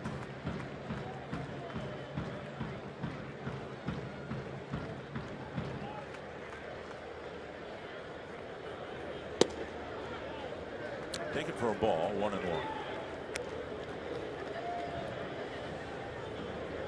So Nori Kawasaki of Toronto. Right. Bunt with his foot on the plate, called out.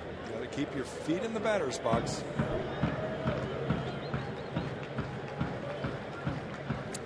One and one from Thielbar to Bourne.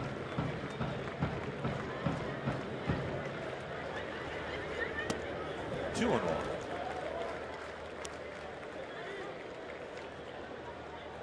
Well, early in this count, I think it was all intentions for Bourne to bunt, and you want to throw a strike and let the guy bunt, see if you can make a play, get deeper into the count, and maybe the manager has a different thought. He might give him a swing, and he does, to left field, chasing Kubel to the corner, makes the catch, 1 away. Bourne with 2 strikeouts, a line out to Escobar, now a line out to Kubel, 1 out. Bring up Swisher.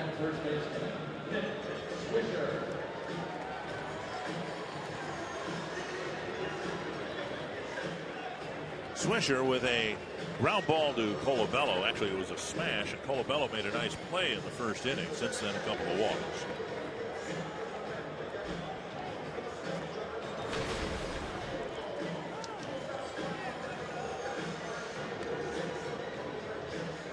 Swisher is 1 for 2 off Thielbar.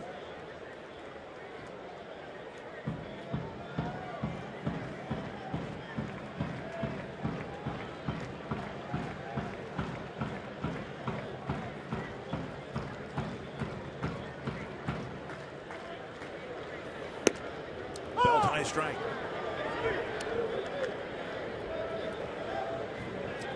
Swisher, a switch hitter, struggling from both sides of the plate. Yeah, he's really struggling as a right-handed hitter.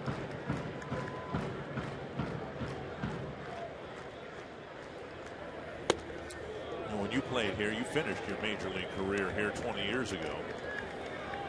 And I'm guessing your roster crushed left-handed pitching.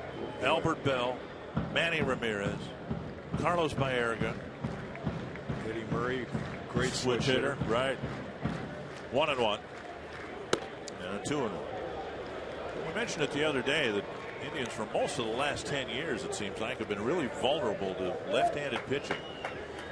The example I used was Twins calling up left-hander by the name of Dave Gassner. I think it was the only game he won, but he pitched a marvelous game here against the Indians. Just off the plate, 3 and 1. With Michael Brantley, a left-handed batter, on deck. Well, it just shows the difficulty that teams have year in and year out of always repeating a great product. I mean, this You look at this field and you say to yourself, the dimensions, yeah, the wall's higher in left field, but pretty even dimensions. Pulled foul. 3-2. And yet, through coincidence more than anything else, you go through periods where your left-handed lineup is not as strong as your right-handed, or vice versa.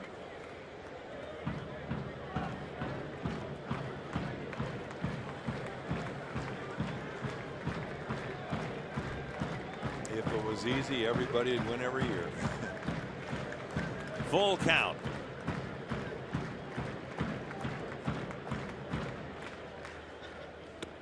Breaking ball, missed inside. Swisher took it.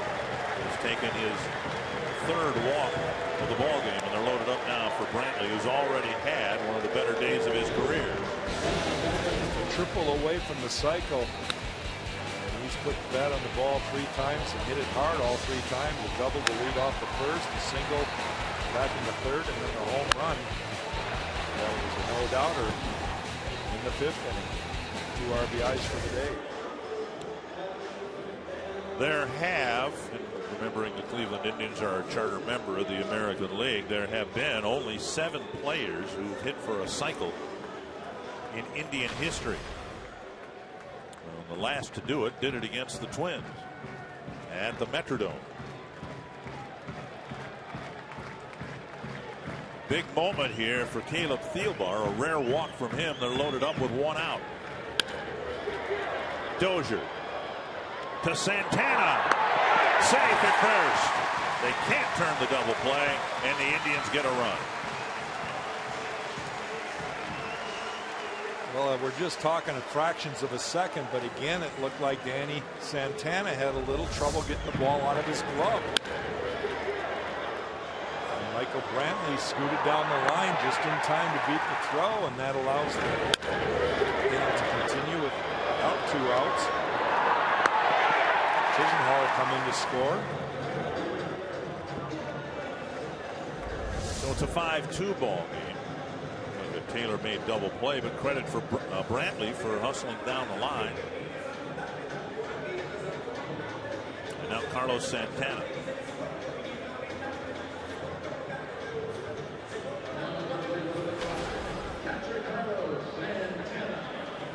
Pinto giving signs in the event Brantley takes off for second.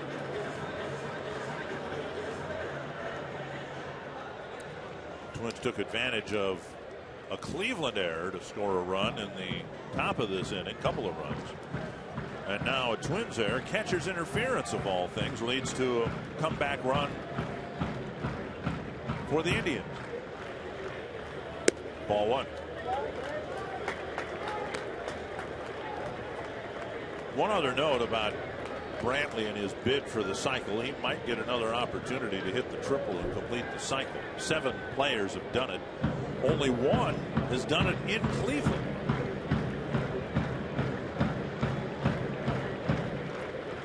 He's got a long history, yes. So I'm not even going to. Hall of Famer Earl Averill back in 1933 at home against the Philadelphia Athletics. Did it at home. All the other Cleveland cycles have been hit away from Cleveland, including Hafner's at the Metrodome. A high foul fly. 1-2.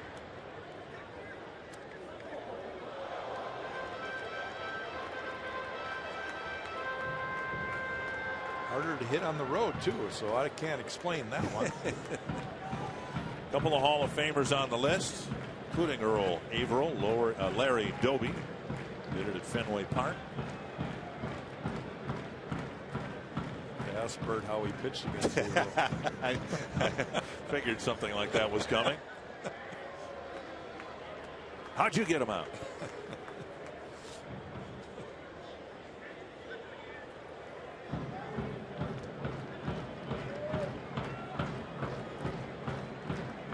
To Cleveland. They've out hit the Twins 9-2. And now 2-2 from Thielbar.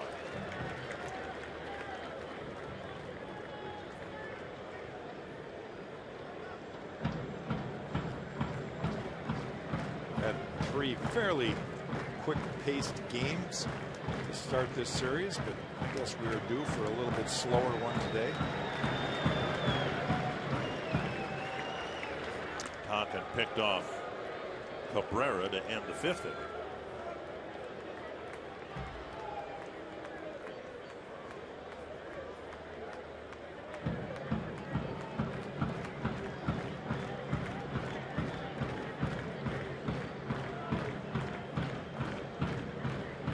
Santana gets timeout, backs out of the box.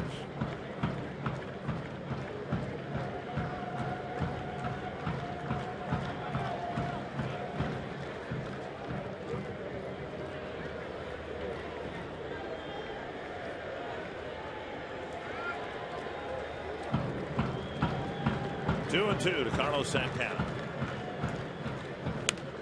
Breaking ball fouled back. As we've discussed, the Indians moving Santana out from behind the plate to third base. Remember years ago when they had Victor Martinez, they did the same thing, only moved Martinez to first base. Twins will face Martinez this weekend in Detroit, where he will be primarily a designated hitter. And now 3-2. Fieldbar's not one to issue a lot of walks, and he's already issued one.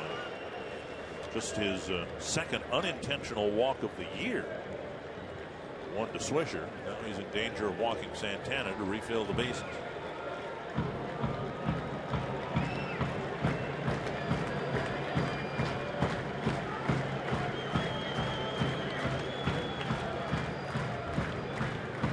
Full count. Brantley will take off early. Foul tip. Pinto hangs on. Bar gets the Twins off the field, but the Indians get an unearned run.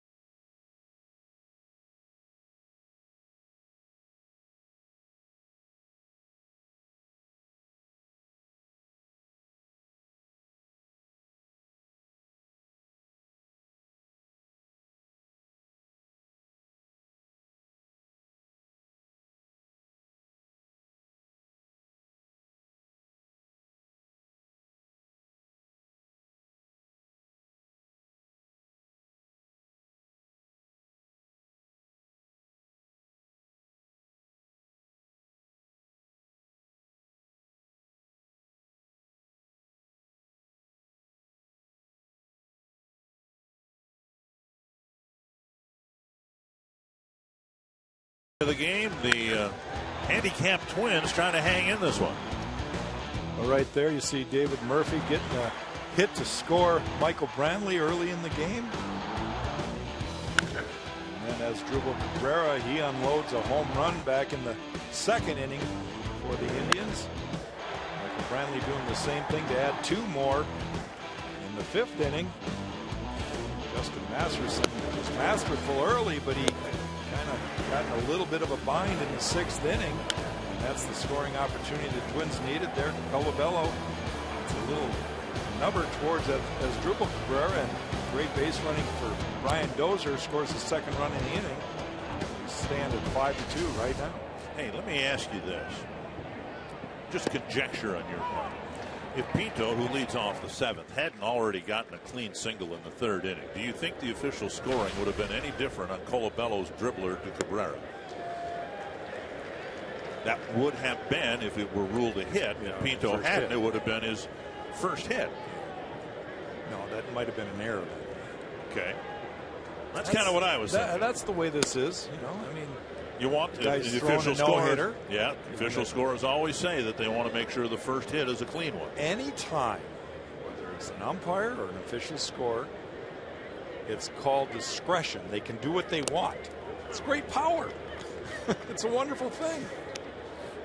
2-2 to Pinto. Because there's always an argument on either side. Pinto smashed a ball that skipped under the glove of Aviles at second base. Now 3-2. Masterson was frankly lucky that he didn't give up more than 2 runs in the 6th inning. As erratic as his control was. And he walks Pinto to start the 7th. That will bring Chris Herman to the plate. MLB.TV Premium is the #1 streaming sports service in America and is celebrating 12 years in business this year. Join the millions of subscribers who can watch every out-of-market game live in true high definition on more than 400 devices. Visit twinsbaseball.com today. Check it out. Here's Herman. 2 ground balls. And he takes a strike. It's a case where Justin Masterson has to get through this inning. And he's facing 7, 8, 9 hitters. Walking Pinto and being careful with him. But Chris Herman just hitting a $114. You would think he'd want to go after him. Try to get one of those sinkers that he throws. Ground ball and maybe double up Pinto. 4 singles in 37 at bats for Chris Herman. And a base hit. Pinto to second. That should be enough. And so the Twins will start the 7th inning with a quick threat, a walk, a single, and the tying run will come to the plate. And it's Danny Santana. I don't want to have to remind the viewers, but there is very little options for Gardy in this ball game. We don't know if Eduardo Nunez has arrived yet. Well, that leaves Pedro Florimon as the only extra man on Gardy's bench. So what you see is what you get right now, I believe. Santana reached on an error his last time up and scored a run. He takes outside, ball 1.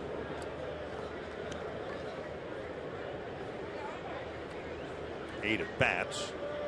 Hard to tell anything from that, but just the 1 strikeout. Santana hasn't looked overmatched at all yet. And suddenly a big at bat. A drive to the right field corner. He'll have another extra base hit. A run will score, and the tying run is at second with nobody out. Danny Santana with his 2nd double and his 4th hit in the big leagues. Oh, good for Danny Santana right there. Again, we talked about it yesterday. It's so much fun watching a young kid that can absolutely fly, and I got to believe he was able to get a triple on that one, but he's got a base runner in front of him in Chris Herman, who they had to hold up at 3rd, so he might have had a triple instead of a double. Good hitting right there. The tying run is at second. Dozier at the plate. The bottom 3rd of the Twins lineup has brought the team back into the game. Dozier takes a breaking ball. Strike 1. Dozier walked and scored in the 6th. The bullpen is ready. And Dozier, his comments aside, has had great success against Masterson, including the walk in the 6th. Outside, 1-1. Surprised that Henry Francona is letting it ride here with Masterson. The Twins have struggled in this series with runners in scoring position. Game 1, they were 0 for 11. The second game, they're 0 for 3. One hopper. Cabrera will throw to first, and Herman stopped between 3rd and home. Cabrera caught the smash, looked at Herman, and Herman absolutely froze in his tracks nearly halfway to home plate, and then with the throw to first retreated to 3rd. You got to believe they're going to concede that run right there, but it was a smart play by Cabrera. He just looked at him while he had the ball in his hand, and that's going to confuse anybody that's not done a lot of base running. You can see it right there. Herman just freezes. Cabrera got plenty of time to throw out Dozier. And now Terry Francona is going to make a pitching change. Masterson really wobbled through his last 3 innings after facing the minimum number of batters through 4.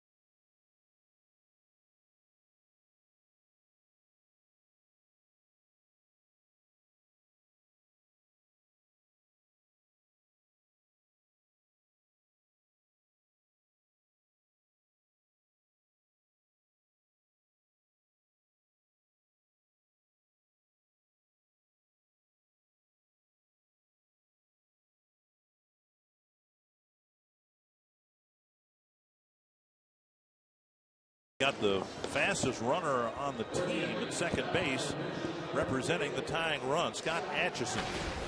Coming into the ball game for the 12th time, he's been really good for the Indians, and their lead hanging by a thread here. Eduardo Escobar will hit against Atchison with Herman at third and Danny Santana at second. Escobar 0 for 3. Mentioned that Masterson was lucky to get out of the 6th inning with just 2 runs allowed, and he used up an awful lot of his luck in the Escobar at bat. He nearly walked him, and Escobar swung at a pitch that was down and in, well off the plate. Down and in, ball 1. Escobar's been swinging a hot bat for the Twins with the end of the homestand and the stop here in Cleveland. Chopper up the line. It'll score a run. It's 5-4. Now the second out with Herman scoring. And it's good to get that run in. It could have scored on the last ground ball. There's no way Santana would have advanced to third on the ground ball to Asdrubal Cabrera. But now the Twins have made it a 1-run ball game with Plouffe coming up. Escobar will pick up an RBI on that. Third time he's grounded out to Swisher. Plouffe hit a liner caught by Chisenhall his last time up. Looking for his first hit of the day. Smothered by Santana, and with Danny Santana at third, a bit of an extra challenge for any catcher. That ball gets side to side, very far distance at all. Santana, Danny is going to come in from third. 1-0 to Plouffe.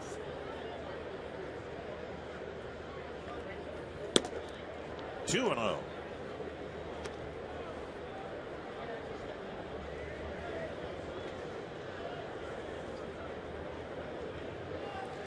Plouffe having a kind of a tough series. It'd be nice for him to pick up a run right here, tie this game up. And a fastball, a strike. 2-1.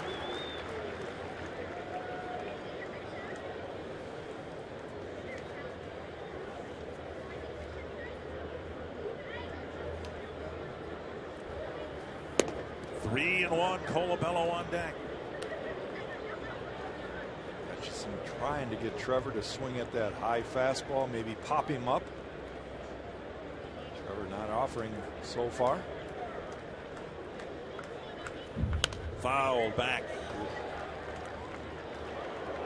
Trevor, who took one fastball for a strike, looked like he got one to hit there and fouled it over the screen. Full count.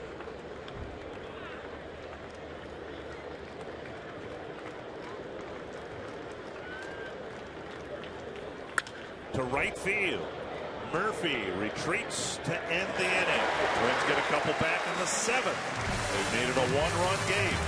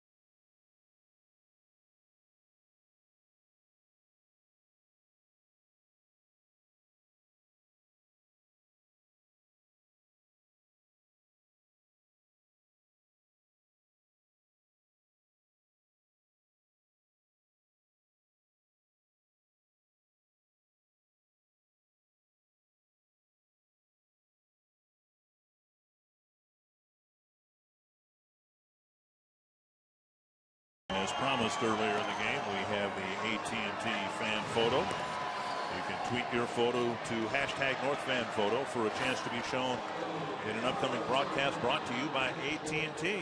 Somebody watching the Twins this afternoon, we are glad to see that. And we've had an interesting afternoon of baseball. Twins putting Sam Fuld on the concussion disabled list. Putting Eduardo Escobar out in center field to start the game. They have one bench player unless or until Eduardo Escobar shows up here. Nunez. Sorry, Eduardo Nunez. Thank you. A lot of Eduardos. A lot of Santanas. Here's Murphy facing Anthony Swarzak. The first pitch fouled back. Indians getting a run in the first, a run in the second, 2 in the 5th, 1 in the 6th. Swarzak's job is to put up a 0 or 2 and see if this Twins comeback can continue. To left center, toward the gap. Pass Kugel. Murphy to second. And he's in with a double. That ball was placed perfectly between Jason Kubel and Eduardo Escobar. Escobar does a nice job of getting behind Kubel. Kubel dives for it, but just couldn't quite get there. And Murphy hustling into second base, so a leadoff double starts the inning for the Cleveland Indians.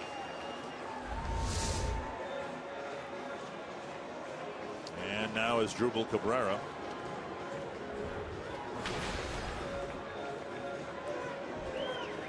Cabrera with a home run and a single and a strikeout. Plouffe will come to the mound. Talk with Swarzak about possible bunt here. Who's going to cover the third baseline, right? Whether Plouffe is going to fake, Plouffe would be possibly faking towards the charge and then go back to the bag, and that could force Swarzak to cover the line. To the right field corner, and the Indians strike quickly in their half of the 7th inning. A pair of doubles, and the lead is back to 2.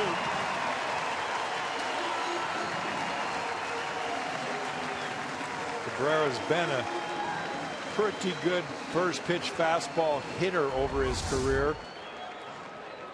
And that ball right down there where he likes to drop the head of the bat.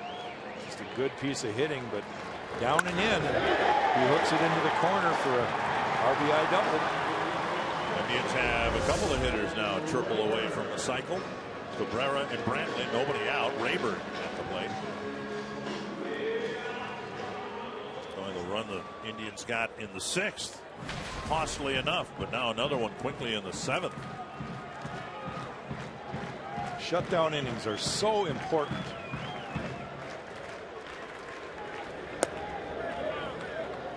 Check swing, ball 1. If you want to be a pitcher and make everybody smile, recognize when your team scores, next inning, get them off the field quickly.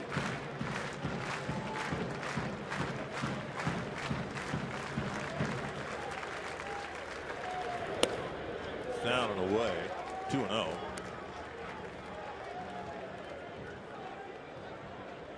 The 6th inning started with catcher's interference. A hit and a walk and a fielder's choice later. The Indians got their 5th run. Now the 7th inning against Swarzak starts with a pair of doubles. And now a single. And the Twins struggle to get a couple at the top of the 7th, and just a handful of pitches into the bottom of the 7th. Cleveland has those runs back.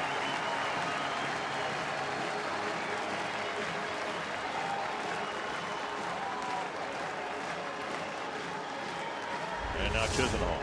Well, Ryan Rayburn adding to the hit parade right there. Gets a ball up in the zone. And out over the plate. Not a good formula. That'll drive in as Drupal Cabrera for the 7th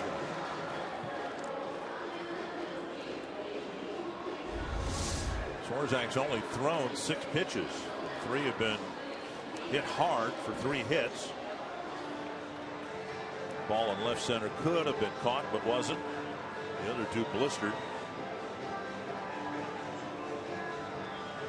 Chisenhall reached on Pinto's catcher interference to start the 6th inning.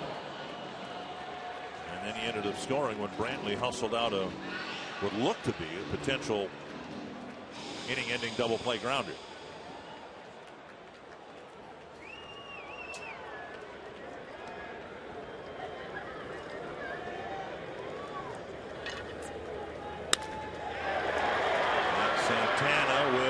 A shoestring catch. No, he won't. A throw to second. We'll get a force play. What a catch by Dozier at second base. Escobar had the ball in his glove. It dropped. And of course, Rayburn was in no man's land. Escobar recovered and one-hopped his throw to Dozier, who backhanded it nicely for the force out.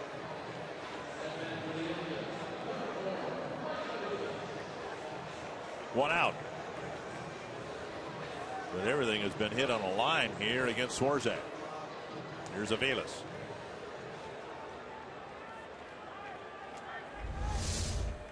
You see Escobar coming in and just somehow didn't squeeze the ball, but he recovers quickly and gets rid of it.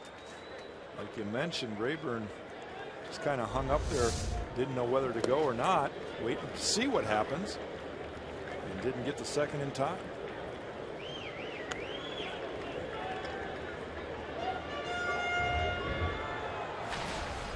13,095 to paid attendance here. The 4 games drew just over 10,000 a game. 1-0 to Aviles.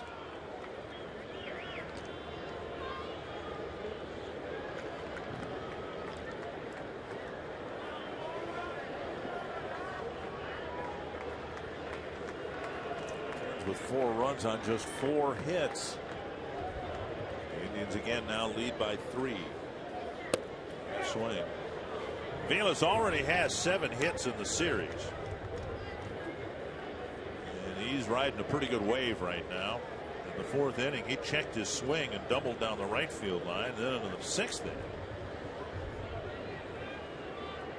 he shattered his bat and dropped a single into left. Mike Aviles has always been a free swinger. When he swings, he can cover a lot of the plate. Get ahead, you got to let him swing out of the zone, bounce the ball. Fouled away 1-2. He always has been known to chase balls out of the zone because he's an aggressive hitter. He doesn't like to walk that much. He's had himself a very good series here.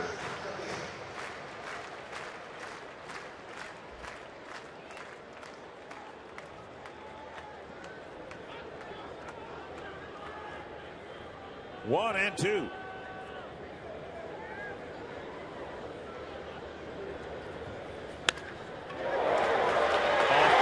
Dozier into center field. Another hit for Aviles.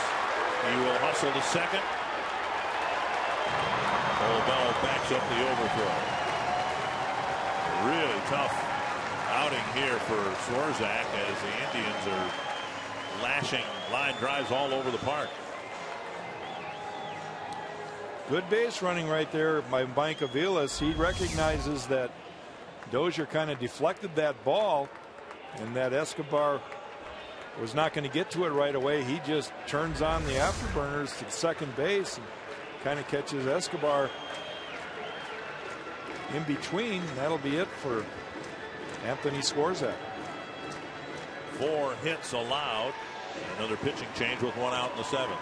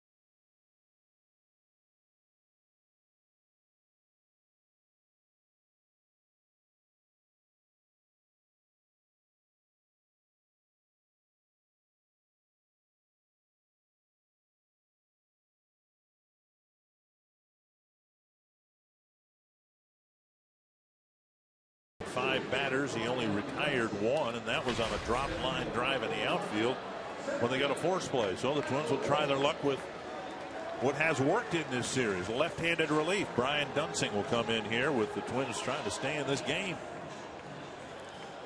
Dunsing coming in, inheriting runners at second and third. Only 1 out. Michael Bourne having a tough day.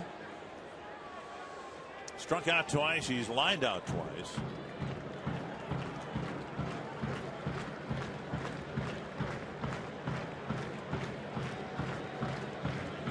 At third base between Chisenhall and Pinto. Blocks a pitch in the dirt. Mike Sarbaugh, the third base coach, saying something to Chisenhall. Bourne swinging away on the first pitch. Twins have the infield in.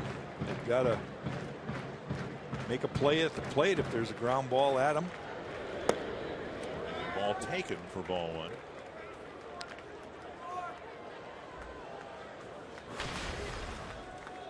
Bourne's first appearance of the series because of ongoing hamstring issues.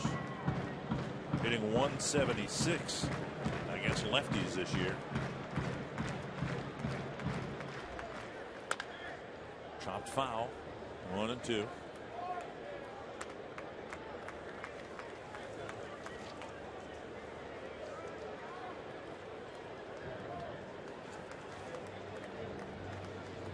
Dunsing's been really good this year against both righties and lefties. He'd love to get a strikeout here.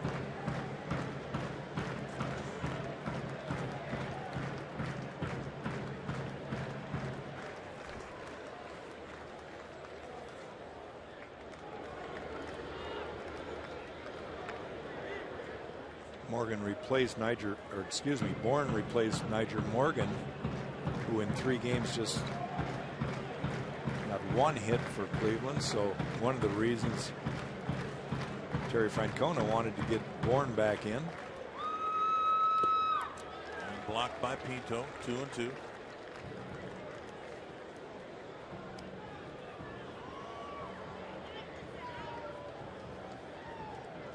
The infield playing in, they've made Eduardo Escobar come in a little bit.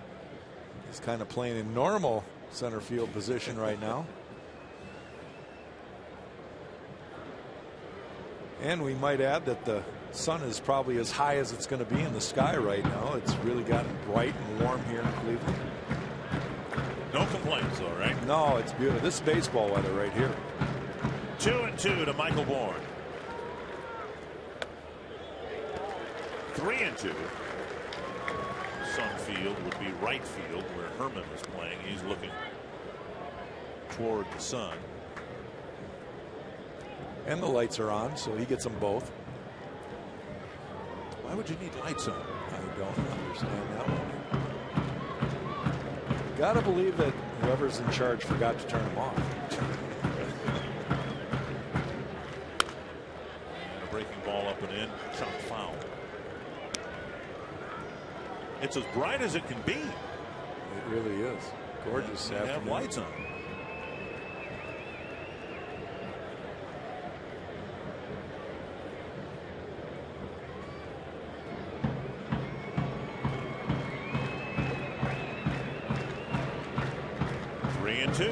Dunsing to Bourne. To left. Kubel retreating. Nice running catch, but another run will score. Ball slicing away from Kubel. He was able to make the catch, but coming in from third is Chisenhall, and it's a 3-run inning. Just a good effort here by Jason Kubel, not giving up on the ball. Didn't get the greatest jump, but he was able to run it down, stay with the ball, stretch out at the end.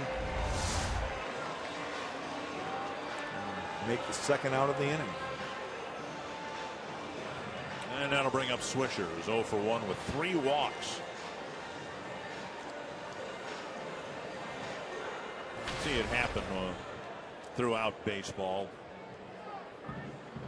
Hitters who are struggling, and sometimes rather than a hit, it's taking walks. Maybe within that, just seeing a lot of pitches that will break a hitter out of a slump. So it might be that Swisher's ready to break out here. His batting average down to 200, but he's walked 3 times and he takes a strike. I think more important than anything else is something you just mentioned, Dick. When a guy's struggling, to track the ball, to just, you might strike out looking, but see the ball. Box strikes presented by Carrier. He's seen 2 strikes.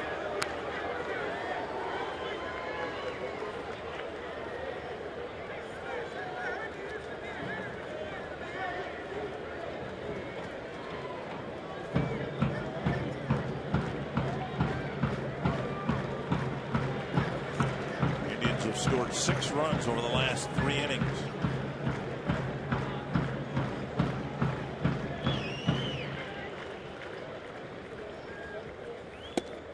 Just off the plate. Close pitch. 1-2. It's the cat and mouse game that pitchers play with hitters. You're hoping that Swisher, after throwing 2 pitches just on the corner, will maybe expand a little, be anxious, try to pick up that RBI. A good disciplined approach right there by Nick.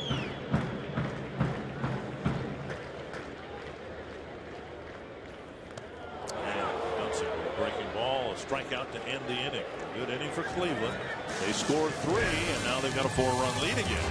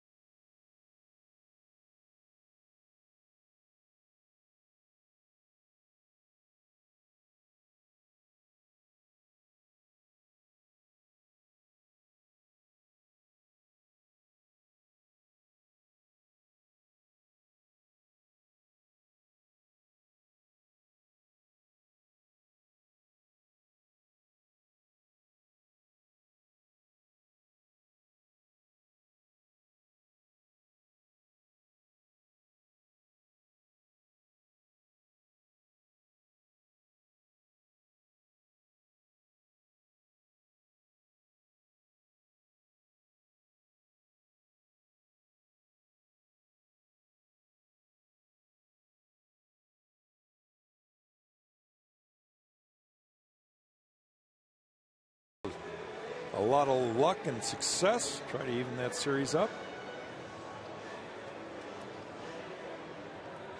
Scott Atchison still on the mound for Cleveland as the Twins bring up Chris Colabello, Jason Kubel, and Kurt Suzuki. Well, the Twins find themselves down by 4 again. They've done a nice job fighting their way back into the game, but the bullpen's bringing some leaks here in the last couple of innings. Colabello with a 2-run single that traveled about 100 feet. A little nubber toward Cabrera, who tried to make a play, barehanding it, but the ball rolled under his bare hand, stopped in the dirt. 2 runs scored. And Colabello will take the runs batted in. Sure. That now gives him 30 on the season. He's kind of in a little drought there to start this month, but he picked up 2 there. Strike 1, then strike 2. It'll be Colabello, Kubel, and Suzuki. Very high.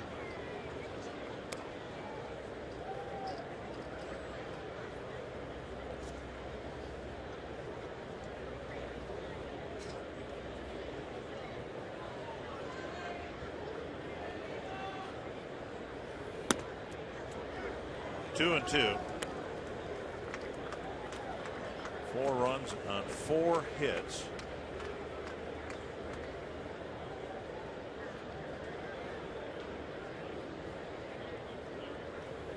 And a half swing, strike 3. Santana gets the ball down and away, and Colabello strikes out. Baseball Unplugged, presented by Budweiser, is back again this year, and it has an all-star twist.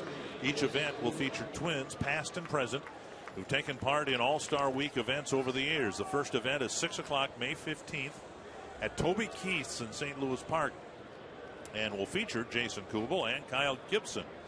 Fans who attend will also have a chance to win 2 tickets to Taco Bell All-Star Sunday. See the Sirius XM All-Star Futures game and the Taco Bell All-Star Legends and Celebrity Softball game, all at Target Field. 1 strike to Kubel, 2 strikes to Kubel. Now, who do you put? Let's just assume you're a betting man. Who are you going to put your money on? The U.S. team, managed by Tom Kelly, or the international team, managed by Bert Blylen in the Futures game? Well, it seems like there's so many Latin Americans and a lot of Koreans and Asians coming into the game of baseball. But boy, that's a tough one. How do you cheer against your former manager that helped you? I know. Put a ring on your hand. I know. And then cheer for your partner. I have to live with the other guy for the rest of the summer, so I know who I'm cheering for. I'll work All a right, few. I'll join you there. I'm going to go with Bert. I'll work a few games with Tom. Kubel lifting 1 foul, but most of the rest of my summer is going to be spent with the Dutchman. So I will cheer for the international team. Either way, it is a wonderful event, and it's a good glimpse of what you're going to see down the road. That's why they call it the Futures game. A lot of young baseball talent. The best of the best in the minor leagues. Now, you've been a media member for the last couple of All-Star games, right? And so, what's been the highlight from that perspective for you during the All-Star break?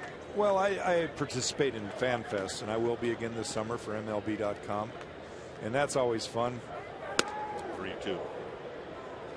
If you have never attended a FanFest, I urge you to get out there and bring your kids. There's so many activities for them and all sorts of entertainment. There's going to be former Twins out there. There will be Hall of Famers signing autographs. Kubel strikes out. Atchison gets a couple of strikeouts here in the 8th. That'll bring up Suzuki. It's been a while since I've been to an All-Star game in the Fan Fest. The last one I went to was at U.S. Cellular Field in Chicago, and that would be 11 years ago this summer. But I know being with my kids and taking them around FanFest, it was really cool because you turn a corner, there's Andre Dawson, and then you turn another corner, and there's, back then, Brooks Robinson. Sure. Somebody, it's wonderful to see so many baseball greats at FanFest.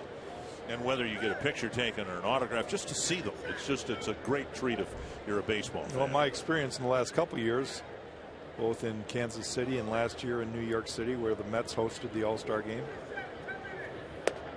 was all the former players for those organizations were a part of that whole Fan Fest activity. So I imagine the Twins will have as many former Twins players in town as they can. 1-1 to Suzuki. 2-1. Of course, there's always that celebrity softball game, which can be quite hilarious. Playing in that? No. I thought we'd let Herbeck go back out there and have a little fun.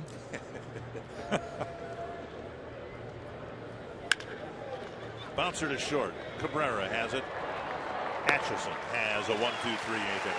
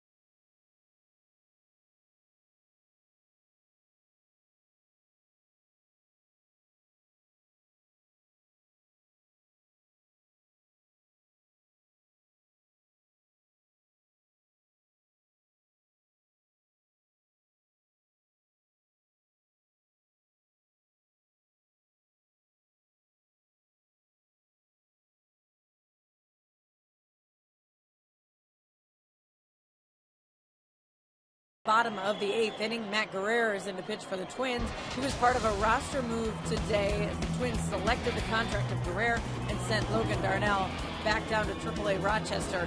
I asked Guerrero today what his biggest issue is right now, and he said it's just injuries, and his biggest goal is to stay healthy. He said he's been battling these injuries for the past 2 years, and that he really wants to be part of this team. He wants to be a mainstay here. And he said he was a little surprised at the timing of this when the Twins selected his contract, even though the date was looming. He said because he gave up 3 runs the other night. He said, I realized that was probably not the best thing on my part, but either way, this is where he wants to be. He said he's feeling good, and Dick and Jack says like he has progressed well since injuring his shoulder. Well, thank you, Marnie. First appearance in a game that matters since the playoff round in 2010 against the Yankees. Game that, ironically, was won by current teammate Phil Hughes. A long road back for Guerrero. Tried to make the team out of spring training.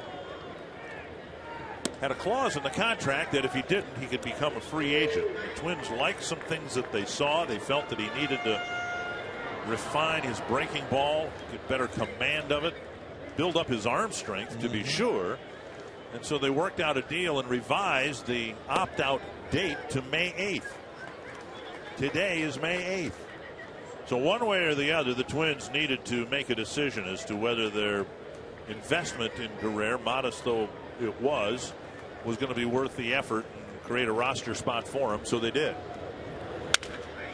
Soft liner. Oh, what a catch by Santana. Danny Santana, as high as he could leap, makes a nice play for the first out. We're seeing some flashes of brilliancy by Danny Santana. He's done some things extremely well in this game again, and there, timing his leap. And Matt Guerrero found himself a new friend. This is going to be, unless this game gets turned around, a disappointing series to be sure. But within the developments of the 4 games, we've gotten our first look in games that matter of Danny Santana. And you understand, I think, if you watched him play at the plate in the field, why there's such buzz about this young man and why there's a great hope that he finally will be able to anchor a position you'd like to have anchored. If you're a contending team, you don't want to keep, spinning shortstops around every year, or 3 or 4 in a year.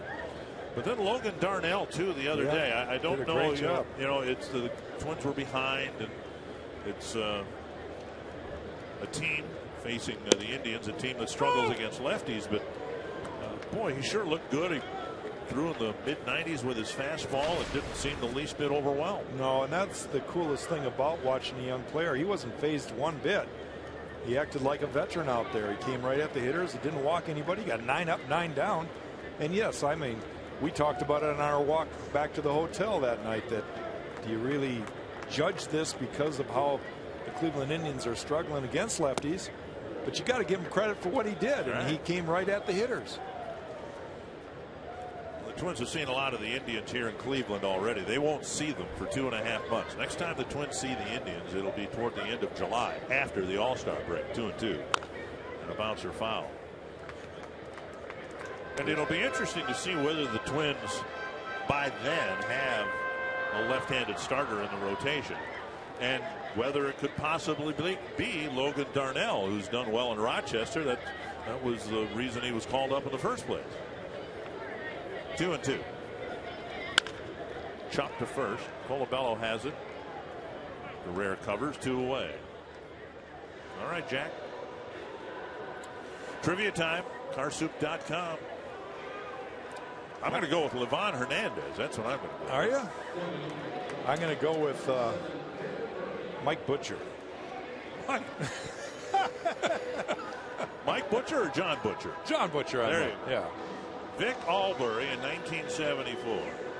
Come on. Who's Vic Albury? 74. I got to. You probably were there for one of those games. What I need to know, and this is between the truck and I right now, but I know they're listening. Does anybody in the truck know Mike Albury? Vic, I mean, Albury. Boy, I'm stuck on Mike. Mike Butcher was the pitching coach for the Angels. John Butcher is who I was thinking. Right. 1 strike to David Murphy. All right. No more trash talk. Yeah, see, I learned that a long time ago. The guys in the truck, when if they're paying attention at all, they'll find a way to get back at you. 2 strikes to Murphy. Guerrero trying to signal his return to the big leagues with a 1-2-3 8th inning.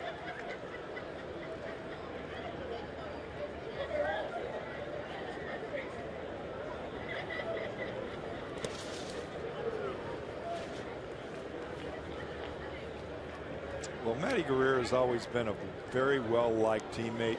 The organization's always liked him. He's done everything that he can do to be a quality person and a great teammate. He's done a great job in his career in his contribution as a Twins pitcher.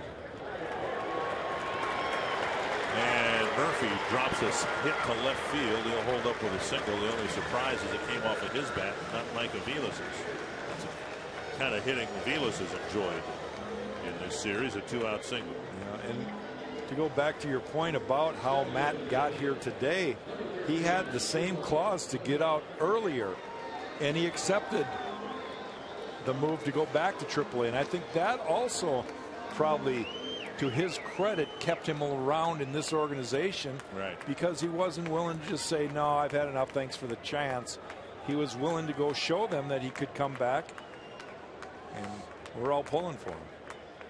It's a good fit. Now, provided he can get guys out, then it'll be a really great fit. Got to perform here at the big league level. Inside to Cabrera. Brantley lined out softly to Santana, so that in theory would end his bid for a cycle. Cabrera looking for a triple to complete the cycle. That's the missing hit for Brantley as well today. 2-0.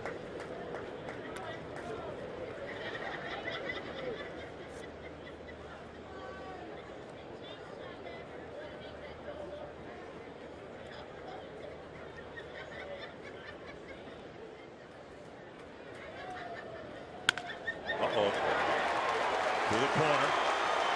Herman has it get by him. Cabrera going to second. And he's going to try the throw coming to the plate. And I don't know how they'll rule that. I don't think that should be ruled a triple. No, that's a double. And he goes to third on the throw.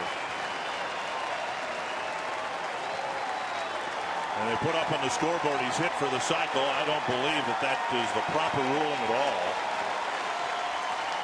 But if it stands, if that's how they've ruled it, he is just the second Cleveland Indian player to hit for the cycle at home.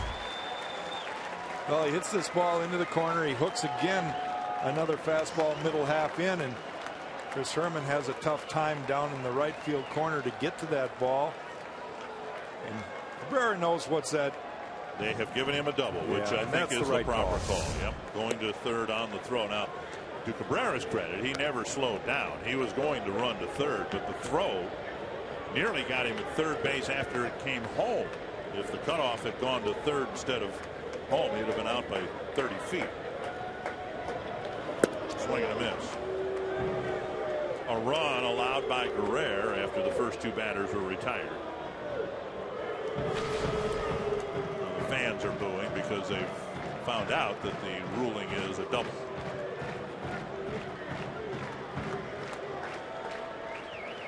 Popped up, and Herman comes in. Bandit.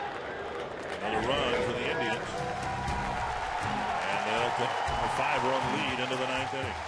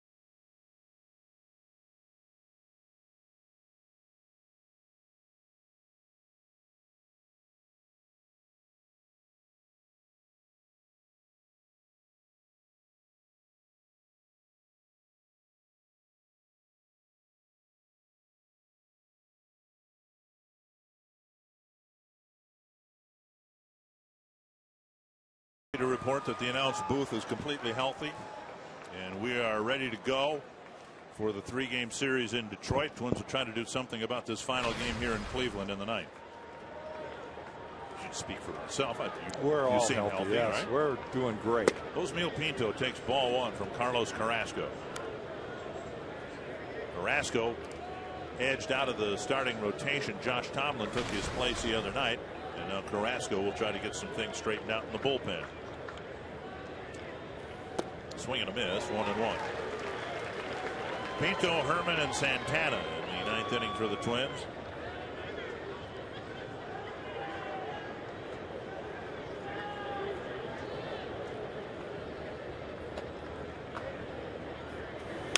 Fouled back into the seats. You look back at the, well, even in the 5th inning, the Twins had a couple of runners on, couldn't get a run across. They got a couple in the 6th.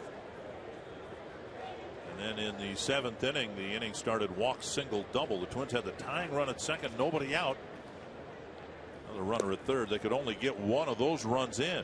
They came very close to tying the game in the top of the 7th, but then Anthony Swarzak gave up 3 runs in the 7th.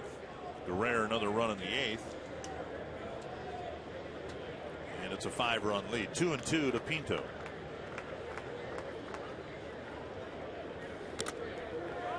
Check swing foul.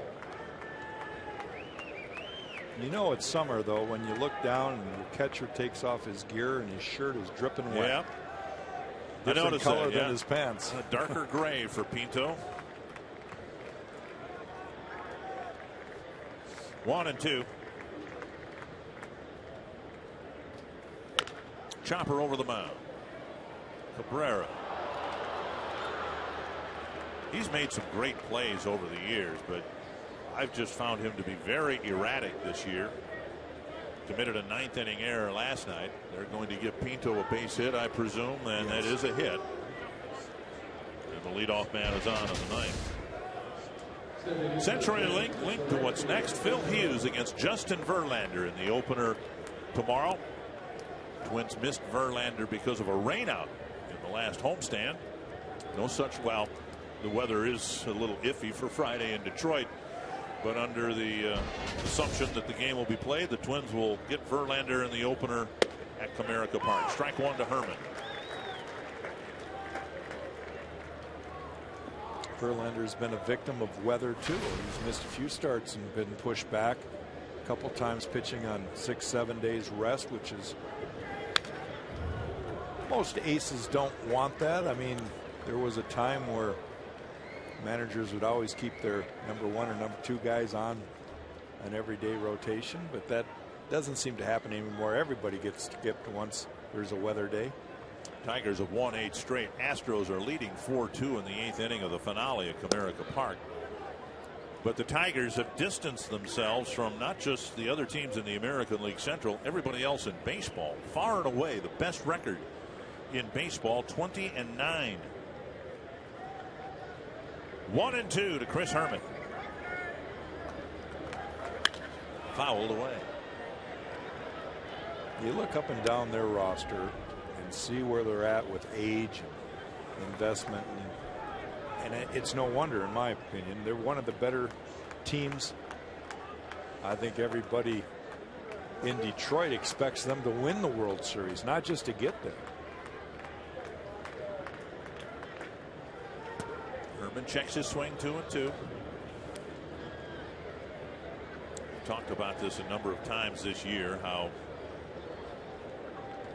scoreboard aside, the Twins have continued to grind out at bats late in ball games. Pinto with a hit. Herman with a lazy fly to left. Brantley under it. 1 away. We'll bring up Santana. Been another impressive day at the ballpark for Danny Santana. A great throw from center field to cut down a runner at the plate. A leaping catch at short. And an RBI double in the 7th. Yeah, the only knock today and a couple of little hesitation in getting rid of the ball. We always talk about a guy's game clock and understanding where runners are and knowing when to get rid of balls, and that's something that only time can really help. Well, in the case to be excited about, right, with Danny. One of the cases you're talking about, maybe just awareness of Michael Brantley's a pretty fast runner. Yeah. You need to, you want the game to slow down, but there are times when you need to speed things up a little bit to get a big double play. 2-0 now to Santana. And that's my point about spending time in the big leagues. The only way you're going to see these guys is to play against them. Right.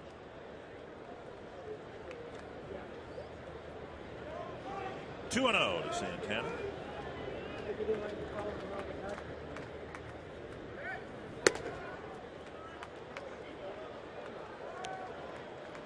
So Tana, after his RBI double in the 7th, was standing at second base. Nobody out. He was at the time the tying run.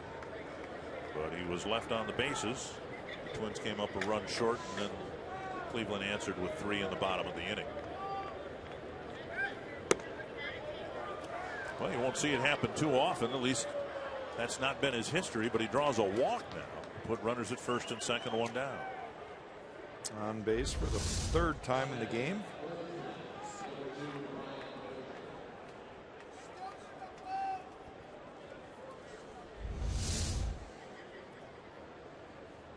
Dozier will hit. 0 for 3 with a walk.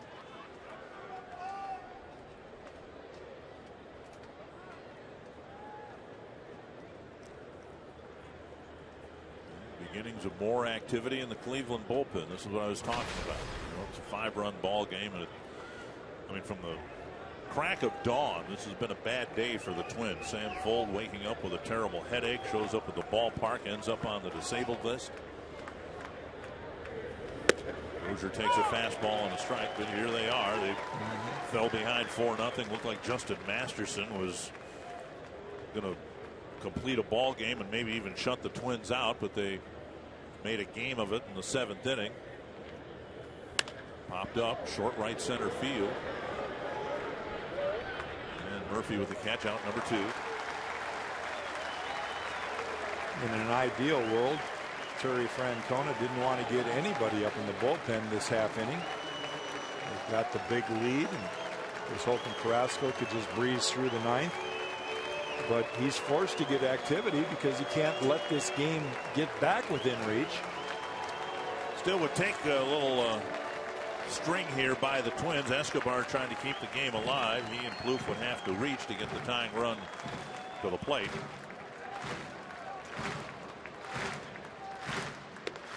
Up and away, ball 1.